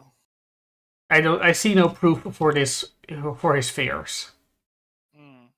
All right, well, let's keep going. Refreshing and new. And this type of thinking can be applied to multiple fields. How many live streamers became popular with a regular webcam, live streaming out of their bedroom, and then after making a lot of money, becoming extremely popular, they think, raise the budget, spend more money, buy a studio with the most expensive LED lighting, that'd make me more cool, but in return, causes them to lose the essence of what made them popular in the first place, no longer having that personal feel anymore. And at this point, it's just counterintuitive thinking. Now, don't get me wrong. I think Demon Slayer is beautiful. Absolutely beautiful. That fight between Tenjin and the upper ring demon, I forgot his name, is still probably... Just look it up, my friend. Ah, man, that fight was so fucking cool. What the fuck was his name again? I'll look it up later. Great. Okay, I'm not gonna go on him too much. That was just funny, but like, I mean, all right. Let's see what he's got to say about Demon Slayer. My favorite one in that series, hands down to those animators who completely had me fascinated during that fight. Yeah, this isn't even the movie, and it looks like this, right? like, this is what I mean about like, I was talking about before, where it's like, yeah, no, Demon Slayer, like, this is just that's just how it looks. It's just how it looks. The movie didn't like do anything super new, I guess, in terms of it, like, a little bit. But anyways, with the humor of how Tenjin was so hated by that damn demon. It was like an insult versus a Chad, if anything. My man hated Tenjin with a passion. Like, how dare you be so tall and muscular? And what Tenjin saying, don't forget I had 3 wives as well. And that threw him over the edge like, oh, hell no, you about to get this work. But that fight was so good, and it was so amazing to watch. But guess what? It's still not my favorite scene. My favorite scene is when Tanjiro breaks the boulder, the stepping stone that every man must deal with in the hero's journey that leads to the next step in their process of development of a character. Luke Skywalker when he must deflect the lasers while blindfolded, or Ippo when he must prove himself to Takamura with his first assigned task of catching the leaves. It's scenes and themes like these that has longevity, because there's always going to be better animation tomorrow that no matter how good it is today will seem like nothing to what it will be compared to in the future. Realizing that anime is more than just the animation style. It's the tropes, the humor, the fighting styles, the hand gestures, the unique character designs, the atmosphere, the architecture, the cherry blossoms and fashion, the Japanese mythology that fills a lot of the dialogue and plot a lot of the times. Things that can't be replicated so easily and actually takes thought to do so, rather than the latest piece of software that makes drawing easier or AI. Even the sexual... So, Nertsew, this is hilarious. The criticism of Yuho Table is it's just fancy graphics. Right? Oh, it just looks fancy. Well, I'm just like, look. I feel like he's just waffling on here. I kind of look. Okay, I'm gonna try and try and make sense of this, right? I think what he's trying to say, to kind of boil it down, and he believes anime has a soul, right? There's a soul within anime. And he believes that what's going to happen is as the budgets get bigger and the animation gets flashier and all the other stuff happens, that that soul, that essence of what makes anime, right, is going to be tarnished or diminished, right, in the like pursuit of bigger graphics, bigger, fights, bigger animation type stuff, right? Because he's seeing that happen in like video games, right? Where that is happening. That is definitely happening in video games where all these AAA companies are making these AAA budget games, but because they're putting so much money into them, right, they have to focus test it and go through like, oh, this has to sell well. We can't take risks, right? We're not able to take risks in the games because otherwise we're not going to make our money back on it, right? Mm-hmm. So on some level, I understand what he's trying to say. And I do agree, like I said before, on some level.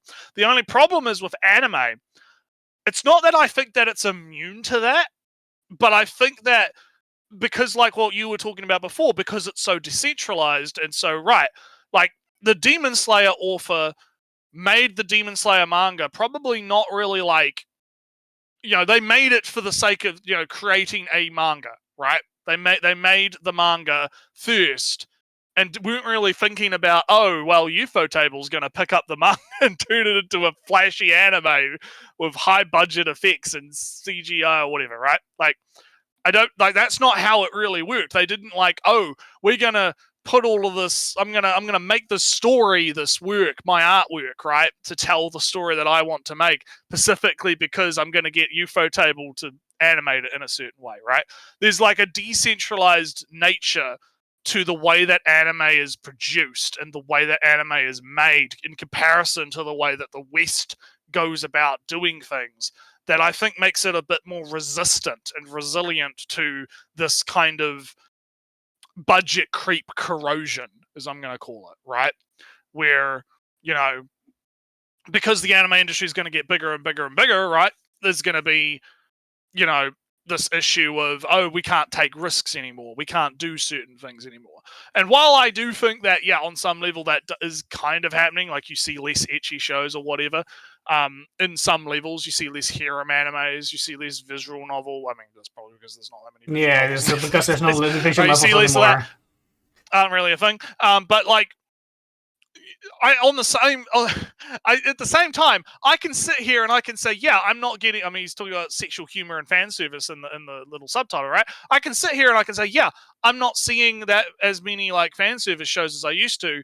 And then I look at what I'm watching this season, and I'm watching a show about a girl who literally wants to fuck a cat. Like, I'm just straight up. She's like, nah, I want that barbed dick inside me right now. Like she's that fucking horny and crazy, right? She's like, nah, fuck it. I want that cat, right?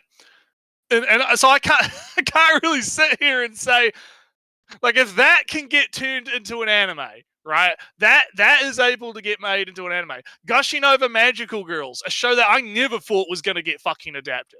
I didn't think that shit was going to get adapted at all in this day and age. But that got an anime, and not only did it get an anime, it became one of the most popular fucking anime of that year. It was a massive fucking success. It did fucking amazingly, apparently, based on what I've seen from like sources and stuff, right? People like it outsold fucking Chainsaw Man. Right? Like, yeah. It outsold fucking Gushing Over Magical Girls, the fucking like, BDSM fucking, magical girl show. Outsold goddamn Chainsaw Man, right? I'm sorry, but I'm not seeing like the they're gonna start playing it safe, right? Right? They're gonna start playing it safe and not animating things that, are, don't have the soul, right? Get where he's going, right? I think everything's going to be kind of fine, at least for now, right? I think we don't have to worry so much. Anyway, if you've got something to add to that, I kind of ranted. No, it's just I don't know what he's so afraid. Yeah, I know what he's so afraid of, but I can't just agree with it. I can't see it. I don't see it. It's like I said, I can't like when I look at like what's coming out and I see that there's stuff that stuff that's kind of wild is still coming out, it's still getting animated. What is he complaining about? This kind is the rude way to say it. What's the chat think? Let's have a look. I don't think that'll happen, but I think consumers will, over time, equate good animation to good show in the future. The soul will still be there, though. Anime is made on soul, because being an animator isn't for the weak. Yep. I get what you're saying, Samu. I kind of agree. I think that there is different. I mean, the issue of like consumers equating good animation to good show has always been a bit of a problem. Like, there's been a bit of that for a while, but I think that's just in general. People, it's kind of like people that think that stuff that's popular has to automatically be good, right? Or that the Demon Slayer or JJK is good because it was flashy. But I've heard negative things about it, even though it's flashy. So yeah, and I haven't watched JJK, and I mean I've seen shorts for it because it gets pushed in shorts a lot, but I'm not particularly interested in it. But anyway, let's keep going. Humor and fan service that offends the casual fan so easily. The ones you should never focus to attract, only interested in the flashiest, colorful fireworks scene of a fight, but can't watch anything past that because of low attention span TikTok wait, one brain of a second. fan. Sorry. That was me. You can resume. Okay. You didn't realize he's just talking about how I mean, lowest common denominator people. The screen is just fight scenes all the time. I know it's not that but anyways, interesting, but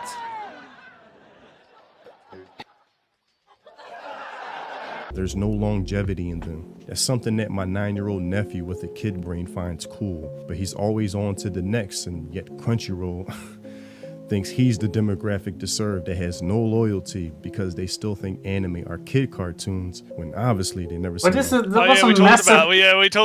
about that, yeah. But even still, Nertsew, don't give the 9-year-old anime that is cool because he will just go away. How do you know he would stop watching? How do you know he would come back in 2 years after that? Yeah, exactly. Right, But anyway.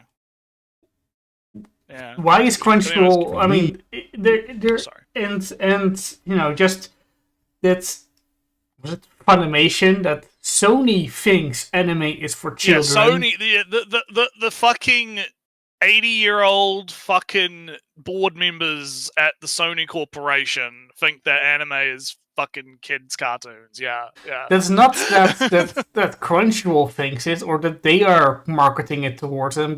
That's forced on them, and this is kind of a problem that I'm kind of starting to have more and more. Is this massive, what is it called? False equivalencies in the fancy debate terms.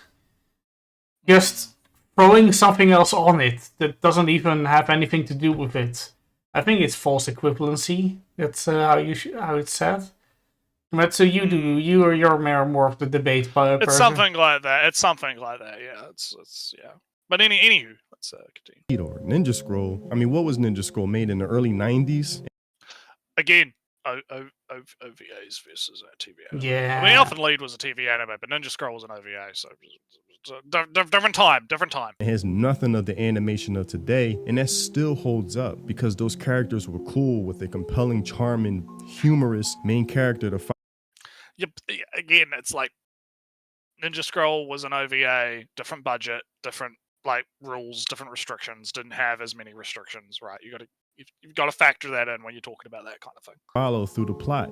Oh, I know the way now. That's what I'm referring to when I say longevity. Now, here's a clip of the voice actor Vit Mignogna of Edward Elric from Fullmetal Alchemist explaining the focus of anime back in its early stages when it wasn't on animation but storytelling.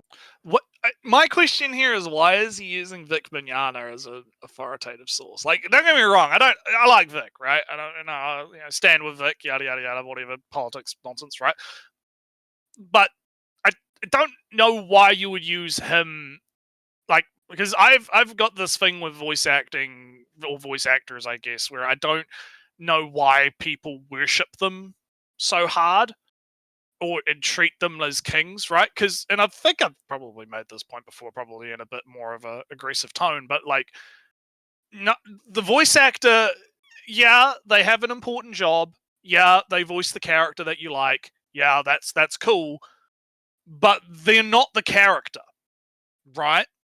And I think a lot of people treat the voice actor like they are the character, and that's why a lot of these people kind of like worship these voice actors as being like celebrity worshipy gaudy types, right? And it's not just Vic Mignogna. It's a lot of, I've seen this with a lot of voice actors where like you'll have instances where like the Genshin voice actor or whatever will like say, oh, I know about this and this, which they don't actually know about because they're not involved in that part of the game's development or whatever, right? But they act like they do know more than they should for whatever reason, right? And I think it's only recently that there's been a bit of a crackdown on that kind of thing from companies where they're saying, no, you're just a contractor hired to do a job. You're not, just stop saying shit that makes us look bad or whatever, right? Like, I wouldn't use, like, if he was like using, I don't know, Joe, right? Or someone else. Or like an actual like Japanese, because he was talking about the Japanese interview with the guy. Why isn't he bringing up more quotes from that? Right, the Screen Rant thing. Yeah, I mean, like, why isn't he bringing up more like, oh, here's like an actual Japanese producer talking about the history of the medium or whatever, right? Because I'm sure there's probably interviews like that out there, right? I assume that he gives a reason why it's harder now. He never said why. Yeah, right? It never came up in this video so far, right? We've got like 5 minutes left, and it's like, I'm kind of interested to know what that producer actually said, right? Like, why do they think it's harder now, right? That's kind of the problem. But anyway, let's see what Vic's got to say then. I heard a story. I don't know if it's true or not. If he's just repeating the same fucking clip we already saw, that's just bad video making. Also, why the fuck is Brittany Venti there? I have no idea who any of these are. But whatever, anyway. It may very well be, but that after World War II, when Japan had been defeated and it's just the same quote. Decimated by the bombs and the war, they sent artists and animators to America to study animation and learn about animation techniques, because Walt Disney had kind of become the name in animation. And they went home saying, we don't have the money to do something like that. We can't afford that kind of elaborate spectacle of animation. Mm-hmm. And so what they decided was to focus more on story and, and developing deeper, more compelling stories and characters, because they couldn't afford to put the money into the animation. That's why anime has a certain look. That's why it's not full frame rate. That's why they reuse. That's why personal freeze, like the character will freeze, because they couldn't afford. It a few minutes.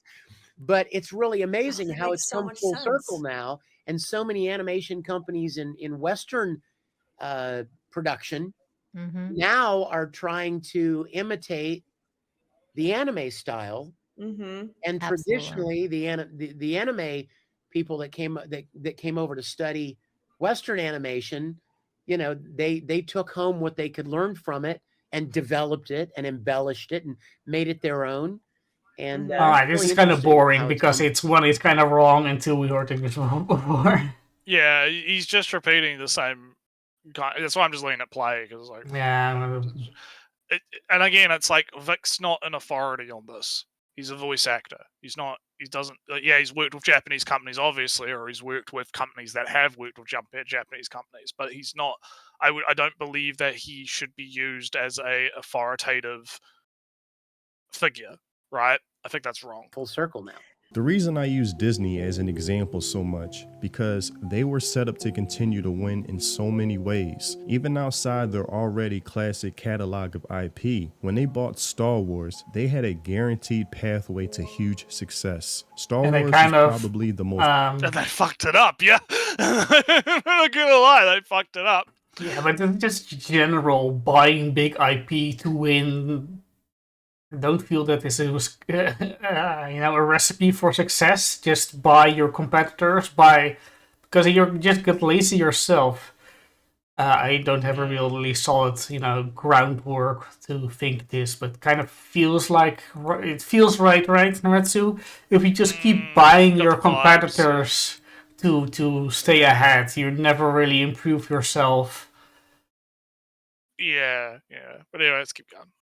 Popular recognized franchise in the world. You truly have to go out of your way to destroy that brand, and that's what Disney did. They mishandled it by becoming out of touch with the soul and essence of Star Wars, thinking just throw $500 million budget at it, use the best CGI graphics imaginable, ship it out, and people will show it because it says Star Wars. And look where it's at now. I read an article a while ago with the creator of Gundam speaking out, warning the anime industry not to follow in the footsteps of Disney.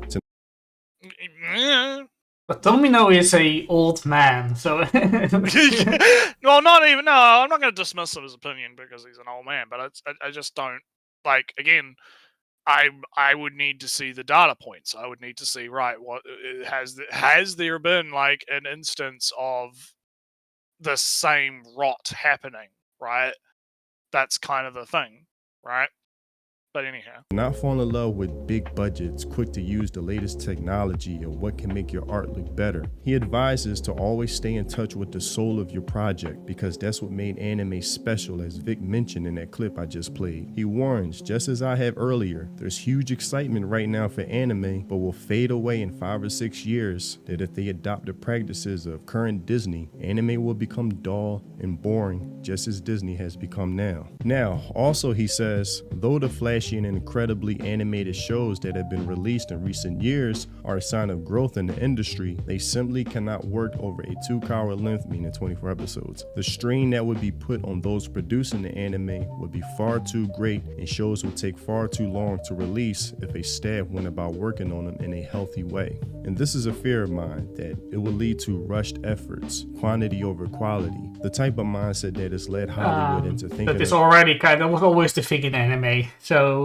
he's kind of just repeating himself too. He's just saying the same thing over. He's also repeating the footage, so it tracks. It fits. As an assembly line of products to be delivered, but the expectation of always having a guaranteed audience of great product, consume product, great product, consume product, eventually leading to supply not meeting demands for more, causing studios to outsource work outside of Japanese creators. And that concerns me because it could lead to ideas being introduced to anime that could strip anime of its Japanese cultural identity, or using AI to meet these demands in a cheap manner, making it become dull and generic like everything else. As said here, demand for a higher quality can lead to worsened work conditions. While finding a way to produce high quality anime over a long season may sound great to fans, it is important to remember that human beings are the ones producing it. Working in the anime industry is not easy, as shown in the infamous struggles of animators working on the most popular series at MAPPA. Many of the people were... Oh yes, the Mappa Mines. We talked about the Mappa Mines. You gotta go to the Mappa Mines. Reading article is a bad video. Yeah. Responsible for producing anime fans' favorite shows are overworked and undercompensated, yeah, we know. All while working on strict deadlines, which leads to my concerns that I mentioned prior. But Fukushima talks about plans he has to put in motion to counter the stress due to anime's popularity, to help meet its demands and still deliver great quality with quantity. And I do have faith because Japan is still a place that values their creativity in a way the West has just forgotten, but maybe will reclaim sooner than later. So I am looking forward to see what he plans to put in action. But that's all I have for this video. Tell me what you think in the comment section below. I think it was a kind of bad video. This article. Do you agree or disagree? I'm curious to know. I'm just gonna if you haven't already. Oh, yeah, go ahead. I think we're done now. So people love anime but hate Japan. So, maybe we'll have another video at some point. But yeah, but like, okay, so I think my overall like statement on this video is, like you said, it's a pretty bad video in terms of like production. I think using Vic Mignogna as an authoritative source was bad. I would have liked to have seen more of the opinion of the producer, because he gets into it a bit more in the end there, but at the same time, it's mostly just stuff that we already kind of know. And I feel like I agree with like the sentiment, right? I agree with the worry of, yeah, we don't want anime to lose its soul, quote unquote. My only problem is that I don't see that happening right now. I'm not seeing How does anime lose its soul anyway? Yeah, like a million. And it doesn't really go into like, is anime in its last golden era, right? I don't feel like the video really answered that question or kind of had a real stance on it. Like, because again, we talked about it at the top of the video where it was like, anime is, what a golden age is defined by various factors on a personal level. It's not really something that's kind of hard set. It's hard to kind of define it. So I'm kind of like, yeah, I agree with the sentiment, but I just don't see it. I don't see it happening right now. I don't know if you've got anything else to add to that. No, it's all vagueness. It's all kind of vague fears. It's also, conflating completely different genres, cultures, production styles, studio, whatever it is. And also, it kind of ends with a vague, oh no, anime might lose its soul. Compare anime today from 20 years ago or whatever. It's different. It lost it. It doesn't have the same soul anymore. That's also some vague, one of those vague, non-defined things. When does anime lose its soul? Yeah, you can tell me. Well, so I'm not impressed very much at all because of this vague. It's all not even fair because he kind of ends hopeful. So what's this about? It's the last era of anime. Does he think that Disney is coming back? He had hopes for Disney at the end. I don't know. But anyway, I guess because I don't have much else to say on it, let's talk about some animes. Shall we Yeah. We got a lot of animes because we spent a week away. I guess should I start with maybe something that I've watched? Yeah, I can bring up the poster wall. Yeah, because we were too lazy. We're just gonna do poster wall for now. Except the things I care for. That I have. I guess I'll kind of, because I can quickly get through like Behemoth real fast, because Behemoth is just kind of like more of the same. It's okay. We got introduced to the new character who's the dragon girl. She's like a half dragon hybrid girl, right? She has experience with half breeds. She might have tips. Well, no, it's because she's the Earth dragon that got reincarnated, right? Oh, and so she's kind of like. And her whole thing is she wants to fuck the cat. Again, everyone wants to fuck the cat, okay? Of course she wants to fuck the cat. She wants to fuck the cat because the cat defeated her, and she's like, wow, our babies will be strong. Breed me, right? We will have strong babies if you breed me. And so there's conflict between her and the elf girl because she's like, how can you let this elf be your master? You're so much stronger than her, blah blah blah blah blah. Da, da, da, da. I'll join your party anyway, blah blah whatever. So it's pretty much just that. And then and the whole episode is basically they team up, they go in the dungeon because the it's basically an introduction to, yes, the dragon girl is all defensive. She has a giant shield. She's all about defense now because she got defeated. Yeah, she's all about defense now and all of this stuff. And it's mostly just the same gags, right? I've noticed that, like, a problem with the show is we've had, like, they go to the hot springs and they all get naked, like, every episode. Every episode has a bath time. Hygiene is See important. the boobies. Yeah, see the boobies, right? Because it's an ecchi show. Oh, yeah, the cat is like on the boobies, right? Sleeping on the boobies, right? This is a and look, I'm not complaining about it, right? Because I mean, it's boobies, right? I'm not gonna say it's bad. I do feel like it is getting a bit stale. I do think the cat show is getting a bit stale, just a little bit, right? Because it's Ooh. like I'd like to see some like something a little bit different than just it's hot spring time, whatever. The end of the episode was basically it turns out they're tasked with transporting the skeleton of the dragon Of her own so her own skeleton. Her own corpse. Yeah, her own corpse is getting transported to the city for study, so it's her skeleton. And it's like, oh, this is gonna be fun, I guess. But we'll see what happens. So it's like that's really all there is to it, right? It's just kind of meandering a little bit. I will probably keep up with it just because I mean I'm 5 episodes in and it's pretty easy to watch anyway. So I don't think I'll drop it. But I do like if it starts getting to the point where there's just like not much else to say per show, I might drop it from talking about it on the show just because it's like what can I say? It's like more of the same, right? Like it's just the same gags, the same everyone wants to fuck the cat. Everyone's getting naked in the hot springs. Everyone's whatever.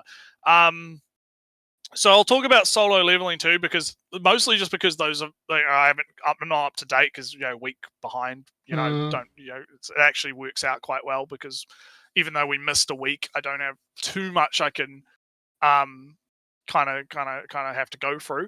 The general gist is. He goes into the tower dungeon and he does a bunch of leveling up and he does a bunch of stuff. Meanwhile, there's like guild politics stuff going on in the background. Big corporations, big mystery around the Red Gate and what he did in the Red Gate and all this other kind of stuff going on in the background. There's the threat of the red ants that are evolving and learning to fly. Coming and they're getting ready for that. Like that's the back plot. And then a new challenger has arrived. Guess the new challenger has arrived. Coming out of a dungeon randomly. It's his fucking dad. Oh. His dad shows up out of the dungeon randomly. And this guy, the bald guy who wants to kill him because he killed his brother, right? Is like I'm gonna, your son's fucking already dead or whatever, and it causes the guy to like go like beat the shit out of this S rank guy. So his dad's very strong after being in the dungeons for so long, apparently. So something's going on. Something's going on there. There's some interesting stuff going on there. Moving into like the most recent episode though, because the episode we met like from last week, like it wasn't too much added to it. It was mostly just he's in the dungeon, he's leveling up. New episode was he comes out of the dungeon, he's got another piece of the elixir of life to save his mum, right? He's working on that. That's his current goal right now. But he's like, no, I think it's about time to get some new equipment. I can't buy really high-end equipment unless I'm a higher rank. I guess I have to make myself known, right? And he's strong enough now that he doesn't really have to worry about, being found out. So he decides to go to the ranking office and get re-ranked. And he's naturally, Ellie, he's off the scales. Ooh. He's so powerful, the machine can't even register how powerful he is. And that means, automatic S rank. There you go. You're an S rank. Boom, bam. There you go. And then he walks out. And the red mage guy shows up because he hears the commotion because he was nearby. He's like, oh, hey, you're a new S rank. I'm part of the Hunters Guild. I'm the guy. And he puts his hand out to do a handshake. And Sond is just like, bitch, get out of my way. I don't care. I don't fucking care.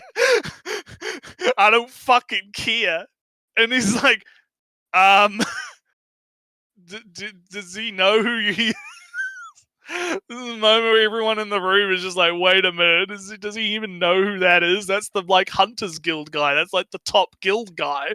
The guy in charge of the top guild. What the fuck? He's just like, nah, fuck you. I don't give a shit. And then the Tiger Claw guy shows up as well, and he's like, "Oh shit, I missed him," because he's already left. And so Song is now an S rank, and he gets approached by the veteran hunter guy that's an S rank who's in charge of the organization that manages all the hunters and stuff. And he's like, "Yo, I'm old. I'm retired. I need you to like join the hunters association to keep all the other hunters in check because you're an S rank and you're strong and you're cool." And Son is like, "Nah. Of course I gotta go in the dungeons. I live for the dungeons, Ellie. You don't understand. I live in the dungeons. I can't not go in the dungeons, right?" And so that basically the veteran guy with all the scars and whatnot, he's like, "Man, he's so fucking cool." Of course. Oh man, he wants to live. He's living for the dungeons. He's like me. He wants to fight in the Oh fuck yeah, hell yeah, he's cool. And so I'm very much paraphrasing a lot of what's going on right now because I'm trying to get through it. But it's like basically this is the general vibes of what happened. So now Son is like, "Oh, I'm gonna sign up to be a miner." So I can get into, because his plan is I'm going to go into the like A rank dungeons as undercover as like a miner, and I'm going to fight the boss myself to see how powerful I am. But he gets found out by the S rank girl, the hot girl that gets all the fan service. She has like a red outfit. The blonde short hair girl. Kind of semi-parade France military uniform. I feel. Yeah, she shows up and she's like, "Hey, I sensed you outside," or whatever. And it's like, "What are you doing here?" And that was like the end of the episode. Now this episode's probably going to be them doing a boss fight or something. So kind of like, yeah, that's the general where we're at. It's all right. I'm still enjoying it. Solo leveling's pretty good. Now I do notice that you have the ninja show on there, and we're going to strike that down right now because that's gonna disappear. I have dropped the ninja show. I watched half of the episode. There we go. Goodbye. I watched half of the episode for that, and I don't know. I just wasn't feeling it because it was basically just like, oh, all the ninjas are moving into the apartment complex, and it's like, yeah, all right, I see where this is going. Right? I can already tell what's happening here, and I'm just kind of like, I think I'm going to drop this. I'm not super into it. So, yeah, I dropped that. And I think the only one, because you're not watching Dr. Stone, but you're watching the other ones, right? Yeah. So I guess I'll just get through Dr. Stone, and that'll be all the ones that I'm watching that you're not, and then we can talk about the ones that we're both watching. So Dr. Stone, he's made it to America, big looking for corn, going up the Mississippi River looking for corn. Oh look, the crocodiles got corn in their stomachs. That's kind of weird, but okay, there's corn. There's corn going down the river. Oh, corn's got to be coming from somewhere, right? Mm-hmm. You know, corn's got to come from somewhere. They get attacked by someone with a machine gun. Guns. So the first thing you encounter in America. In America, yeah. So they are not alone in the Americas. And this leads to eventually the mentalist guy allows himself to get kind of captured on his own so that he can kind of scope it out. And it turns out, they have their own scientist man. He's got like the little claw finger. He's the claw finger guy. You don't say. I didn't. I wasn't aware as a manga reader. I didn't know. Oh yeah, how could you possibly know? Yeah, scientists, other scientists, man, and he's all and they strap our guy up to a lie detector, and they're like, oh big lie man in the lie detector. This is gonna go well. So that's pretty much Dr. Stone right now. It's all right. It's fine. I don't really have much else to say about it. It's all right. I remember Nertsew. Put Red Ranger up. I see that. Yeah. Yeah, just switched it out. I downloaded the episode and I skimmed through the episodes because I remember this. Oh yeah, that happened. I remember this. Oh yeah, that did happen. Oh, they're now in the village that they can't speak bad of the guy. They're going to figure out a trick to do the thing and get the seeds. So TLDR on Red Ranger, this episode, we're introduced to 2 new characters. We've got the princess and we got blue-haired Nightman, who clearly is in love with the princess, and princess knows and deals with it. Princess is into it, yeah. And but the problem is princess is getting really into the Red Ranger. And it's like, wow, that's so cool. Oh, wow, what? You have a mech or whatever? Whatever. Oh, wow. Big golem it is. Yeah, and the blue guy is like, how dare you fucking... you take my attention away from my princess. I'm going to kill you. Yeah. So they have a fight, right? They have a fight, and then it's basically just introducing, like, okay, there's this like magical force thing, right? That's going on. We're trying to stop the magic, the bad magic, right? The bad elitist magic that the elites are using to do bad things, right? It's drawing out their evil desires or whatever, or turning their desires evil or something like that, and we have to stop it. And that's the general. It's basically just setting up what the plot's probably going to be. And then they go to this village, and you can't speak ill of the guy in the village because he has one of these stones in his forehead or whatever. Mana seeds. And it's causing these like guardians to show up and beat the shit out of Red Ranger. And the blue knight guys, because the princess is like, why don't you help him? And the blue knight guy's like, I can't help him, because if I help him, then we'll just get attacked as well. And then the princess is like, no, tell the truth. I like seeing the Red Ranger getting the shit beat. That's their dynamic.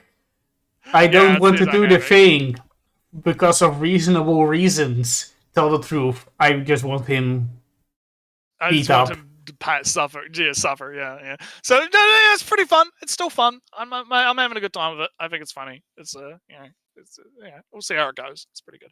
So anyway, you want to take over for something? Because we got. Yes. Let me talk about. Can't talk forever. So let me just quickly talk about Dr. Detective. Actually, while you do that, I might get a drink because my throat is. So I'm going to be short about it because it's kind of difficult to talk about a straight-up detective show with the detective mysteries.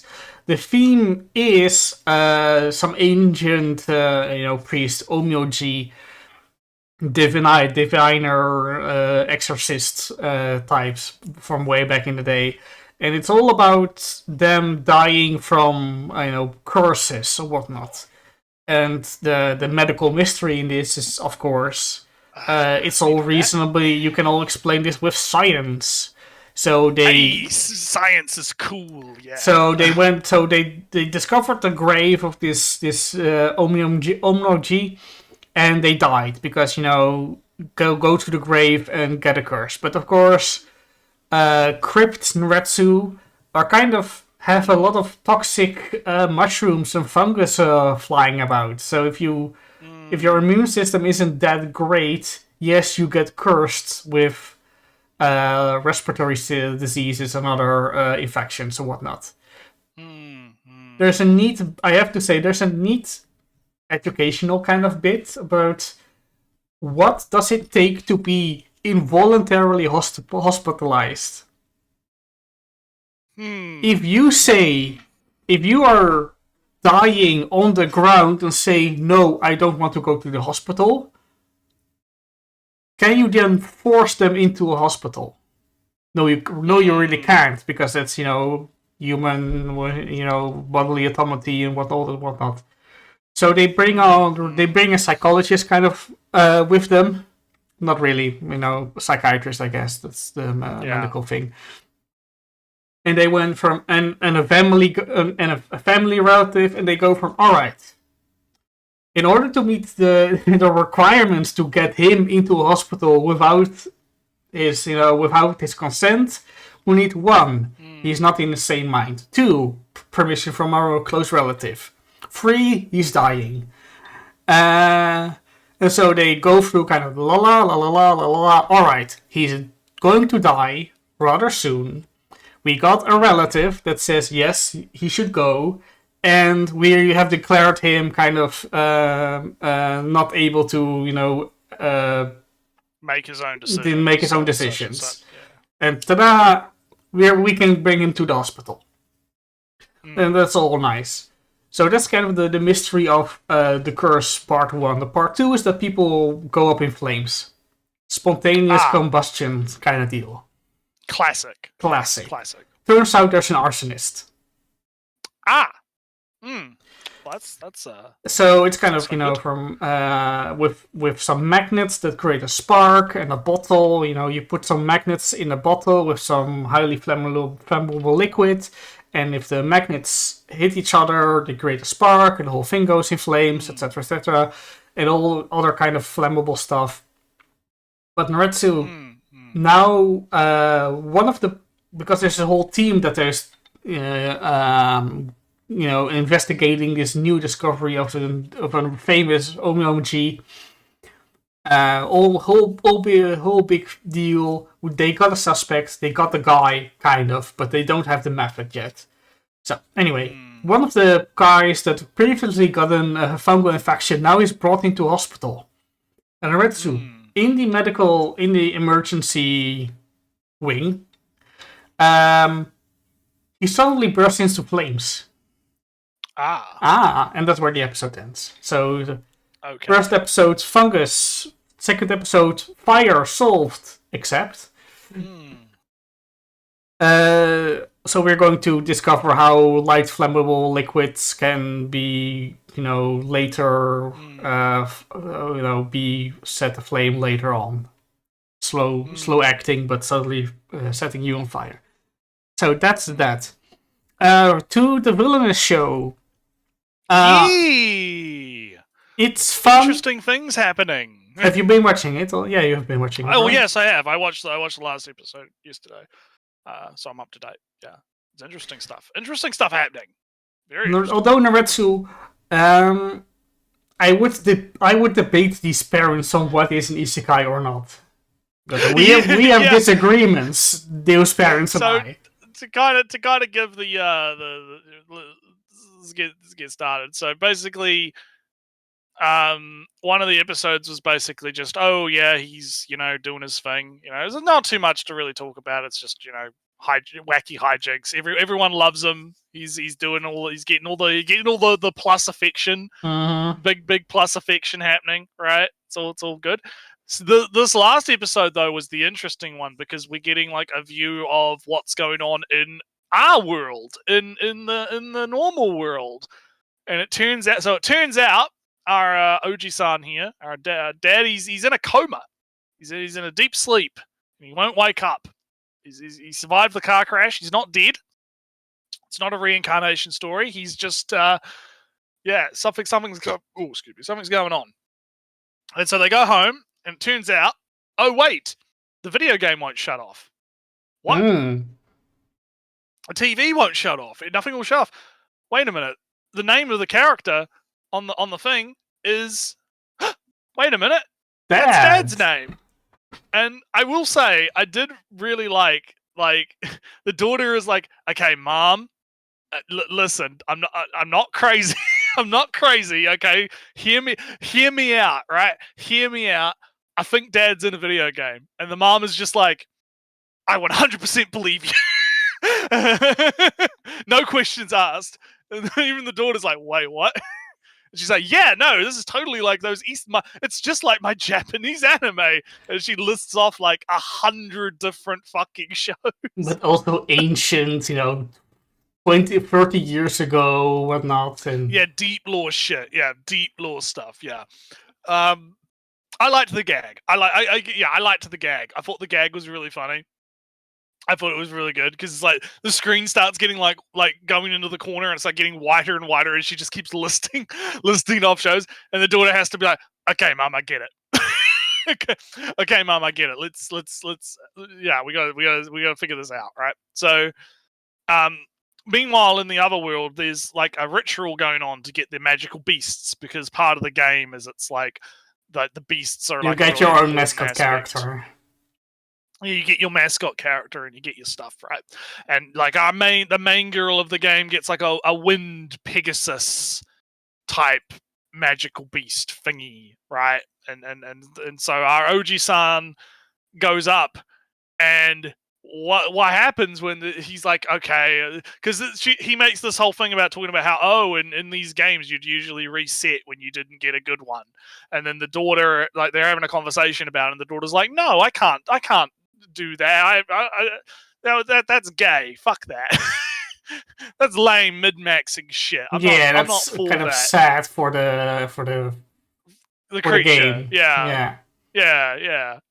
And the dad's like, okay, no matter what happens, I'm gonna take it in stride. And then it's like these two dolls pop up, and one of them is the OG-san, and the other one is the villainess. Yeah, great. And he's like, everyone's like, wait, what the fuck is that? What? But then all of a sudden, these two hands, Ellie, they come out of nowhere. They come out of like a giant square. This giant light square shows up, and these two pink purple hands come through and merge the two together into an ancient rare dragon fire water type. Ooh, super cool. Turns out it was actually the daughter that did that, because the game, they haven't been able to control the game, but the game suddenly pops up. Would you like to lend a hand? Would you like to lend a hand, Ellie? And it would mean literally. Literally, she puts her hand into the television and mushes it together, and it's like, ooh. So I think this is interesting. I think this is actually, because it's not there's plenty of shows where it's like, okay, you get reincarnated as a villainess, or you get reincarnated in the isekai scenario, right? And it's you go through the motions, right? You go through the different things that happen. This one, we're getting like, oh, he's trapped in the video game, and there's interaction going on between the real world and the game world, and the daughter and the wife are able to do some interacting with what's going on in the game, right? So I'm fascinated. I'm interested. I want to see where this goes. It's different, right? It's something a bit different than what we're used to. So what do you think? But I read the manga, and it is no. I read the manga, and it's all spoiled. It's all spoils. No, it's a fun show, and it's fun animated, and it's been a while since I read it, so I've kind of forgot, the exact details and whatnot. I do remember they're going to play around with combining magic in creative ways. It makes Grace super smart and admired and loved by everybody and all that stuff. But it does kind of starting to reach the end to what I know, right? Right. And no, it's fun getting the old parents that know too much about their stupid hobby, talking about the young daughter that knows too much about the stupid hobby in their own way. And from all right, Mom, I get it, I guess. Yeah. We're it's all all otaku here. It's all the same from I am not into sports, Nertsew. But imagine I'm into my sports, and then my father comes around from, oh, he's the greatest one? Well, back in 1976, the Germany against Italy, at the 13-minute mark, this guy passed this guy, was intercepted at the goal, and then a kick all the way to the other side, and then blah blah blah. What was a goal? It was the greatest goal of all time. You wouldn't know, you're too young. It's all the same. It's still fun, of course, because of it. Yeah. So it's been fun. It's fun, and it's interesting, and it's different. So I'm keen to continue. Yeah. Shall we quickly do the receptionist? Yeah, let's have a chat about that, because there's some interesting stuff going on. So she gets challenged by the guild head, and she wins, obviously. Of course. She manages to break through the time stop. As you do. Stop time, as you do, and he's like, well, if you I guess I lose. I guess I'll lose. If you start breaking through time itself, and it's yeah. He's like, nah, I ain't fucking with that. And so they kind of come to a bit of a deal. A little bit of a deal happens. He's like, look, help us with this dungeon. We won't expose you. We'll even like offer to get more workers at the guild so you don't have to work overtime, right? It's kind of two-part, right? Part one is win this duel with me and I won't reveal it and we'll let you be. Then, all right, I win, let me be. And then they go, wait. Would you help me anyways? And she goes, fuck no. Yeah, she's like, I am you. out. Yeah. Are you going back on your promise? I will bash your head in. She doesn't say that, but that's it's fucking great. And afterward, no. If you man. help us, we'll give you more workers, more receptionists, so you have less work. Yeah. And all right, I'll do it for that. Not because, but I do feel there's an undercurrent from. But you are going back on your deal. You know that. Yeah. I love her as a character. I really like her as a character because she's like, no nonsense. Fuck you. I'm doing what I want. I'm not gonna fucking take your shit, right? I just want to fucking get my job done and go home, right? I want to do my cozy job. Nothing's gonna interrupt my cozy job, right?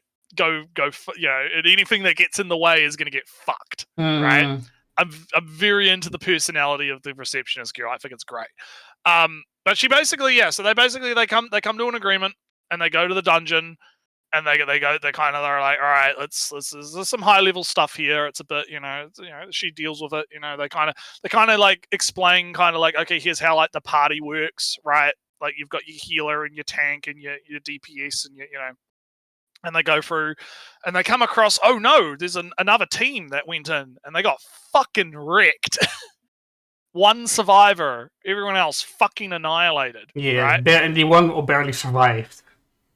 Yeah, so they bring the survivor back, and as far as Guild Girl is concerned, she's done. She's out. She's leaving. And then the guy that survives is like, "What the fuck are you doing?" She's like got a fucking god skill. What the fuck? Why are you letting her go? What the fuck is wrong with you? Fuck you. I'm going back into that dungeon with you guys when we go back in next time. Big arguments happening about Guild Girl leaving. So what ends up happening is the pretty boy they have a conversation in the dorm. He basically explains, you can stay here until your house is repaired, right? We'll let you stay here. It's fine. She's in like a big suite, luxury guild house room place. Ooh, super cool hotel, super nice. A hotel. Yeah. It's like the guild hall, like extra rooms and stuff. But it's like big stuff. And he gives her like the little crystal thing that's like, oh yeah, it responds when. If this person, your teammates are near death. Yeah, it was given on the first round, and she just kept it when they went back in. She just kept it. Yeah. I'm remembering now. And he's like, yeah, I'm going back in the dungeon, and she's like, and I do like their dynamic because it's clear that obviously he's into her, and she's kind of like, a bit. Not. I don't know. I think she's gonna come around at some point. I have a feeling that she might come around to him at some point. But he kind of leaves, and she's kind of like reflecting because he makes the promise. Oh yes, I'll come back alive. I'll do it. And we get a bit of the backstory. Ellie. Ooh, there was this guy when she was a kid and she was working at like an inn or something that was an adventurer, and he didn't make it back, Ellie. Man didn't make it back. Yeah. Oh no, big sad. But then the man was like, nah, you don't want to be an adventurer. You want to be like a receptionist. You want a cozy job. Don't put your life out. Don't risk your life. Because she wanted to be an adventurer, but then the man dies, and she's like, no, trauma. Oh no, I'm traumatized now. That's not good. And meanwhile, the team goes back into the dungeon, and they encounter demon god man thing. Oh shit. he's big demon god man, And he speaks oh no, and has knowledge of what happened or whatnot. yeah, oh. And and the guy that survived, turns out he's a big betrayer man. Oh, Yes. big betrayal. I'm gonna give your souls to the demon god thing, and then That I'll always become works out. superpower. It worked out all right. It worked out all right. Gets fucking shanked immediately by the demon god, who's like, Mhm. bro, fuck you. I'm gonna eat your soul. Everything is mine. I don't give a fuck about you and your dumb power lust or whatever. And so that guy gets ganked and his soul gets eaten. And then we move on to the next episode where, the boss fight's happening, and the demon god steals the skills off the mage, or not the mage, the healer girl. So the healer girl's out of commission. She can't heal anymore. That's not good. And he's beating the shit out of our tank man, pretty boy tank man. And he's like, no, leave, get out of here. I'll hold him back. And so they run off. And obviously, like, it's pretty predictable how it kind of goes, where the crystal goes off because the guy's about to die. Yeah. And that brings, guild lady rushes over, helps, fights the big demon god man, gets super fucking pissed, and oh man, Super Saiyan powers. Elis big.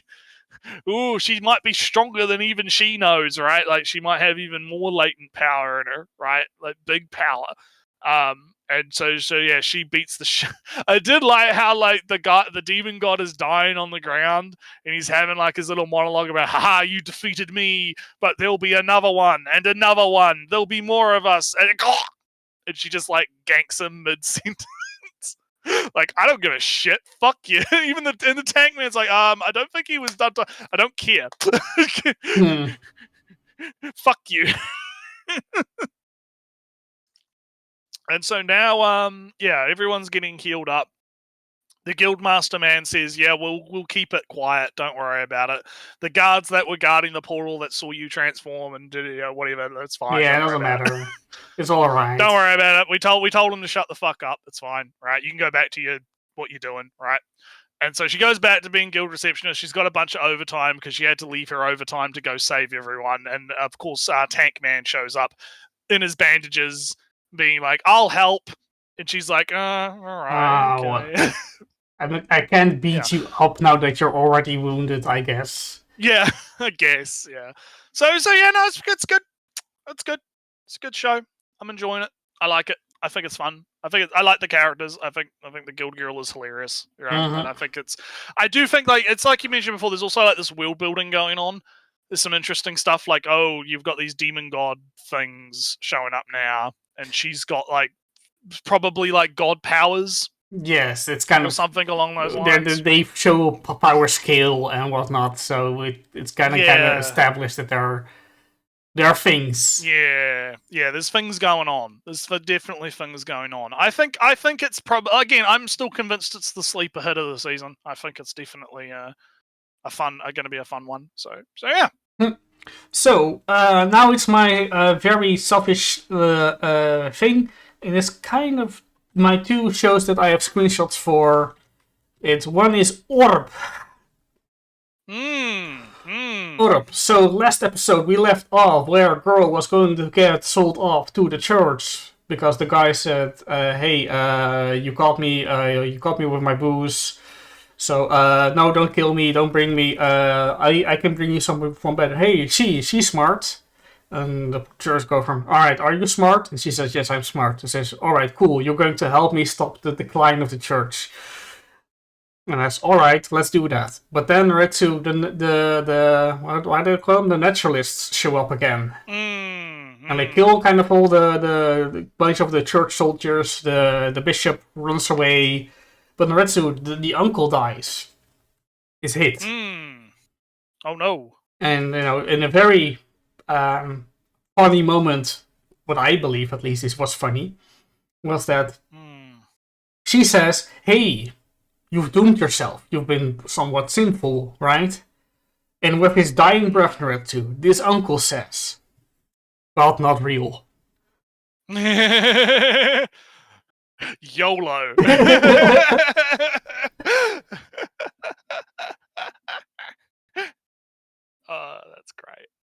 No, he says there is no hell, but it's basically, Yeah. God not real, Yeah. and then dies. Oof. So- Big oof. So she has the book, which these naturalists want, and she burns it because she knows she has read it. She knows what's in there, and now they have to bring her along. Now, so they bring her along, and they have a little discussion of like, "Hey, just so you know, we soldiers guys, don't like the church. Don't get shocked.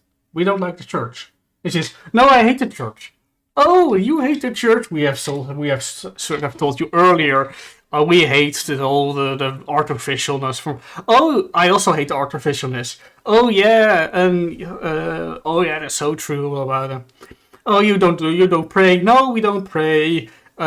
Churches, all the Bible's all artificial human inventions. Yeah, that's true. God is not real." What? Wait. Huh? Say that again. Say that again. So now you have this atheist debating a naturalist. And, our atheist character goes from, Oh man. "You're not being rational." And he's going, "Nah, fuck rational. Rational sucks." Fuck being rationals for losers. Yeah. Fuck that. Look at this beautiful sunrise. Yeah. Isn't this God from, nah, sunrises suck. Actually. Nah. So anyway. No, you. Now he flips a coin and it lands in his favor, and that determines that he was right about this. Alright, flip a coin. God is not real. God is not real. God is real. The coin says so. I'm right. That's how he went. Anyway, they go meet the leader of this resistance group, Nertsew, and it turns out it's Yolanta, the astrometer girl that was going to be sacrificed as a witch and they got away. And she's older because it's like 25 years later, so it's like she's in her 30s, 40s. And she carries a sword, she's missing a tooth, and she has killed people.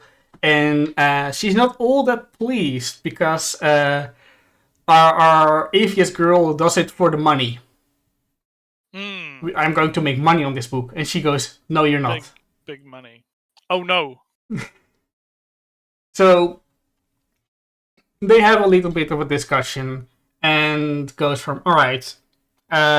She kind of shares her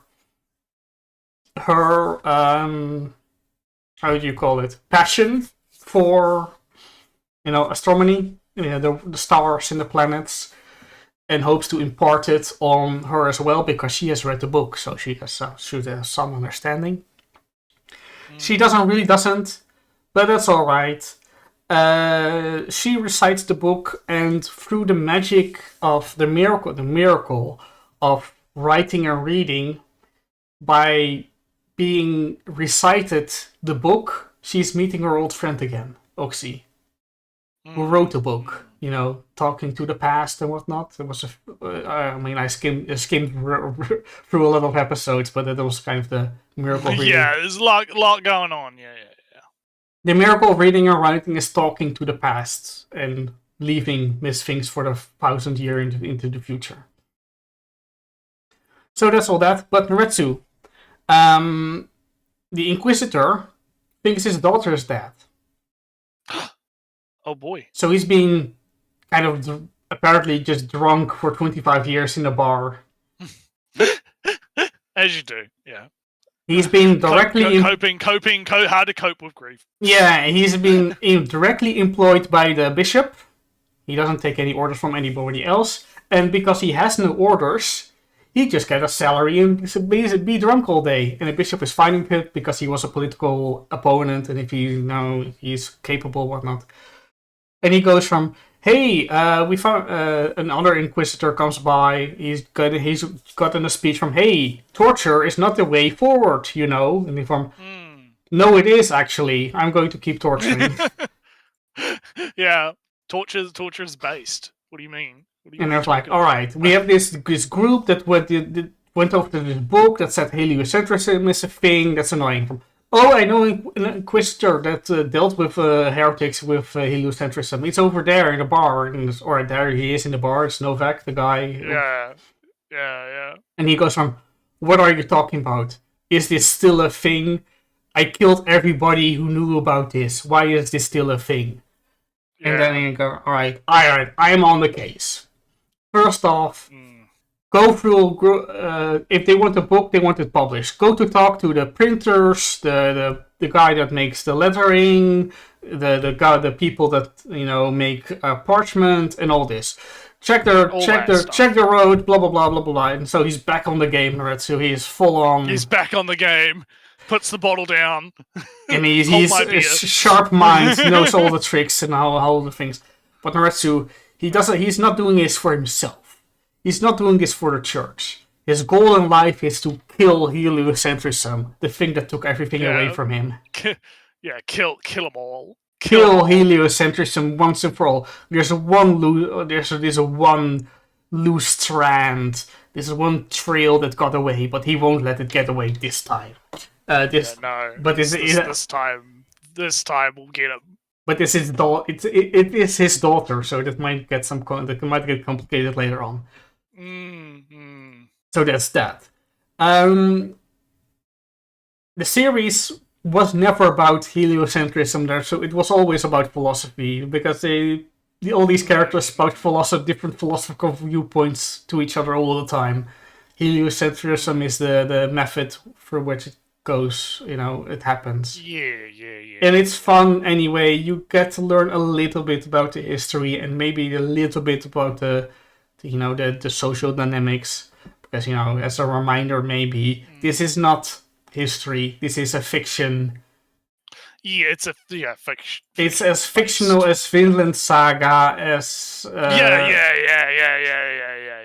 Nothing in it happened, but these kind of characters might have existed in parts. Somewhere. It's plausible. Every single part is plausible. Altogether, it's not. Yeah. There might have been one nomad, Roma girl that was a staunch atheist. There might have been this one inquisitor that really hated heliocentrism, etc., etc. But not together. But that's Orb. This episode kind of ended on a conviction, right? Not a cliffhanger, but a statement of things going forward. So I'm interested in what the next conflict will be, because there's not really conflict right now. Although there's kind of a mystery. There's this one guy in the naturalist group that is being real suspicious. He's going from, all right, what are we going to do next? Oh, we're going to do this. All right, why? Oh, for this reason. When? Where? With who? we need those specifics. Need those specifics. It might just be that he wants those details because it is more efficient to know, or he's just a spy. But this. So you're being told about a secret mission, and your answer, your questions is, you're telling me about the secret mission, and the first question is, all right, where is it? With who? At what time? It's funny how, if it is a spy, it's the most blatant spy ever, but it kind of makes me feel he's not. But let's go back to another mystery kind of show, Nertsew. Ooh, yes. So the last time we were left off, literacy was going to be improved by introducing a popular book and getting people to want to read it and therefore want to read. No, I'm not gonna do it. But read. So so Ginchi is now the desire to read is there. Ginchi wants to make a school, kind of a course in the inner palace. Rear palace. One of Problem is, you can't place it there because there are higher class people over there. They don't want to be near the lower class that is going to be that are learning to read. So it's going to Mamo suggests no, put it over there where those higher class and arrogant courtesans and nobles aren't there. Also, call it not a writing school, call it a vocational school, so it might, it's like a future investment kind of deal, whatnot. Like, it's not for fun, but it will help you get a job and whatnot, and it motivates people. And also give them snacks sometimes, so they come back for the chance that there's a snack over there. So all that kind of deal. Meanwhile, Fun stuff, yeah. Mama is tasked to go to the kind of a slightly unmaintained part of the inner palace, rear palace, to gather some mushrooms if there's some toxic ones over there. Because, Nertsew, it turns out somebody died. And has big rashes over her body. Oh no! Over her face mostly. Almost entirely. Oh no! So Mamo goes investigating. And it turns out there is this super duper toxic mushrooms that if it touches you, you get a big scars and allergic reactions. So it's a... Ooh, that's bad. Yeah, it's a bad. So, Mamo, gets the mushroom, puts it safely. Alright, Jinchi, here's the super toxic mushrooms. Don't touch it. It's super bad. Don't breathe it in. Don't get close. Alright, and the woman that got killed, that died from suicide, she was kind of just... She got robbed this mushroom in her face. Ooh. And I spotted some servants girls over there with rashes in her hands. And the person who died had only rashes on her face and not her hands. So you should catch them all. Also, the one who died, who didn't die, she died years ago. The person who died was a double body, body double and whatnot. So right. The body double was to cover up that she died a year ago, and because the double body wanted to get out, she was killed with this mushroom. Case solved. Mamo gets another win. Second episode is those nobles of the caravan seem to be like Byzantine. I get a bit of a Byzantine feeling, like somewhat Eastern, but not entirely, not way into Israel, but more into but not as, because they have white blonde hair, pale skin, blue eyes. So it kind of feels like a Byzantine kind of at most. Anyway, apparently one of the twins is sneaking out. And Mamo gets fed in an elaborate story about two twins that one of them got pregnant. How could they ever leave when they're under constant surveillance? Well, get a mirror. These Westerners have fancy mirrors of glass that are very neat. So you can do this trick in the bottom left corner with. And some fun details that apparently in Nertsew, in China, in this period at least, sewing was a low-class thing. While in, contemporary European at the time, it was a high-class thing. So Mamo picks up these from, why are these noble women doing needlework? That's low class. Oh, but over there it's high class, so he's hiding the fact that it's about these envoys are sneaking about being spies and whatnot. But now they have a demand in Nertsew. They want to meet the fairy, the moon fairy again. The problem is, the moon fairy is 50 years old, or it was 50 years ago. Turns out, Nertsew, the moon fairy is the grandma of the brothel. But that's a problem. Grandma, now hunched over, was 170 tall. That's tall for women in general. That's tall for whatever century China this is. So, Nertsew, how are we ever going to get such a beauty that is that tall? Don't know. How are we going to do it? How are we going to do it, Ali? Well, Nertsew, if you look at the screen, there's already a tall beauty there. Ah. Ah. Hmm. Ah. Yeah. So that's the plan. Okay. Sounds good. Sounds like it's going well. Yeah. And Nertsew, I have a surprise. I didn't tell you. I watched another thing. Another mystery anime. Ooh. It's not. What could it be? What could it be? Oh wow! What an anime! Look at this Japanese anime, Ellie. Wow! Yes. Holy shit! That is a mystery anime. Yes. Oh boy!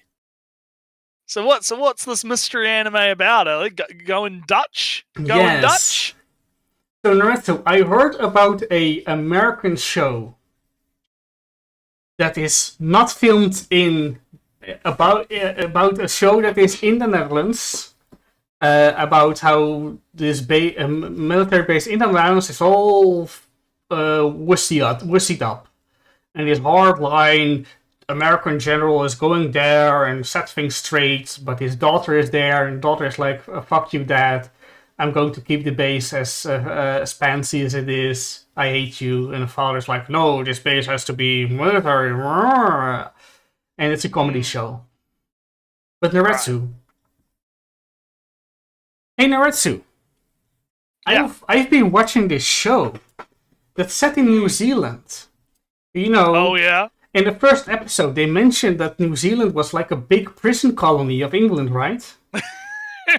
Right. Okay. I see where this is going.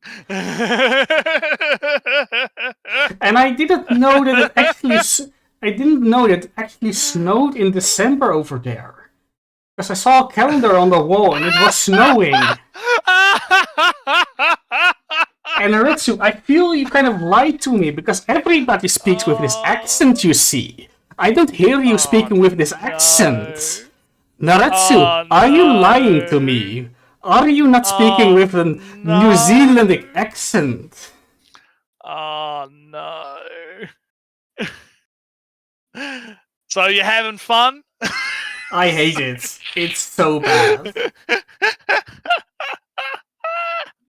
That's fucking hilarious.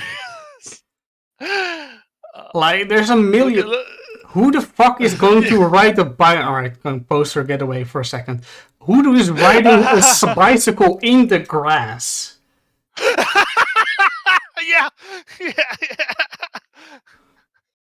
Look, isn't that just something you guys do over there, Ellie? You just ride your bikes in the grass like Look that? at this police. Look at this policeman over here. Yeah, that's not the That is not a Dutch uniform. Oh, what do you mean? That's a British Isles uniform. Because it's what do you mean? What do you mean, Ellie? What do you mean? Like, don't you guys just have tanks? You know, like you just. Oh yeah, we have tanks with a German cross on them. Yeah.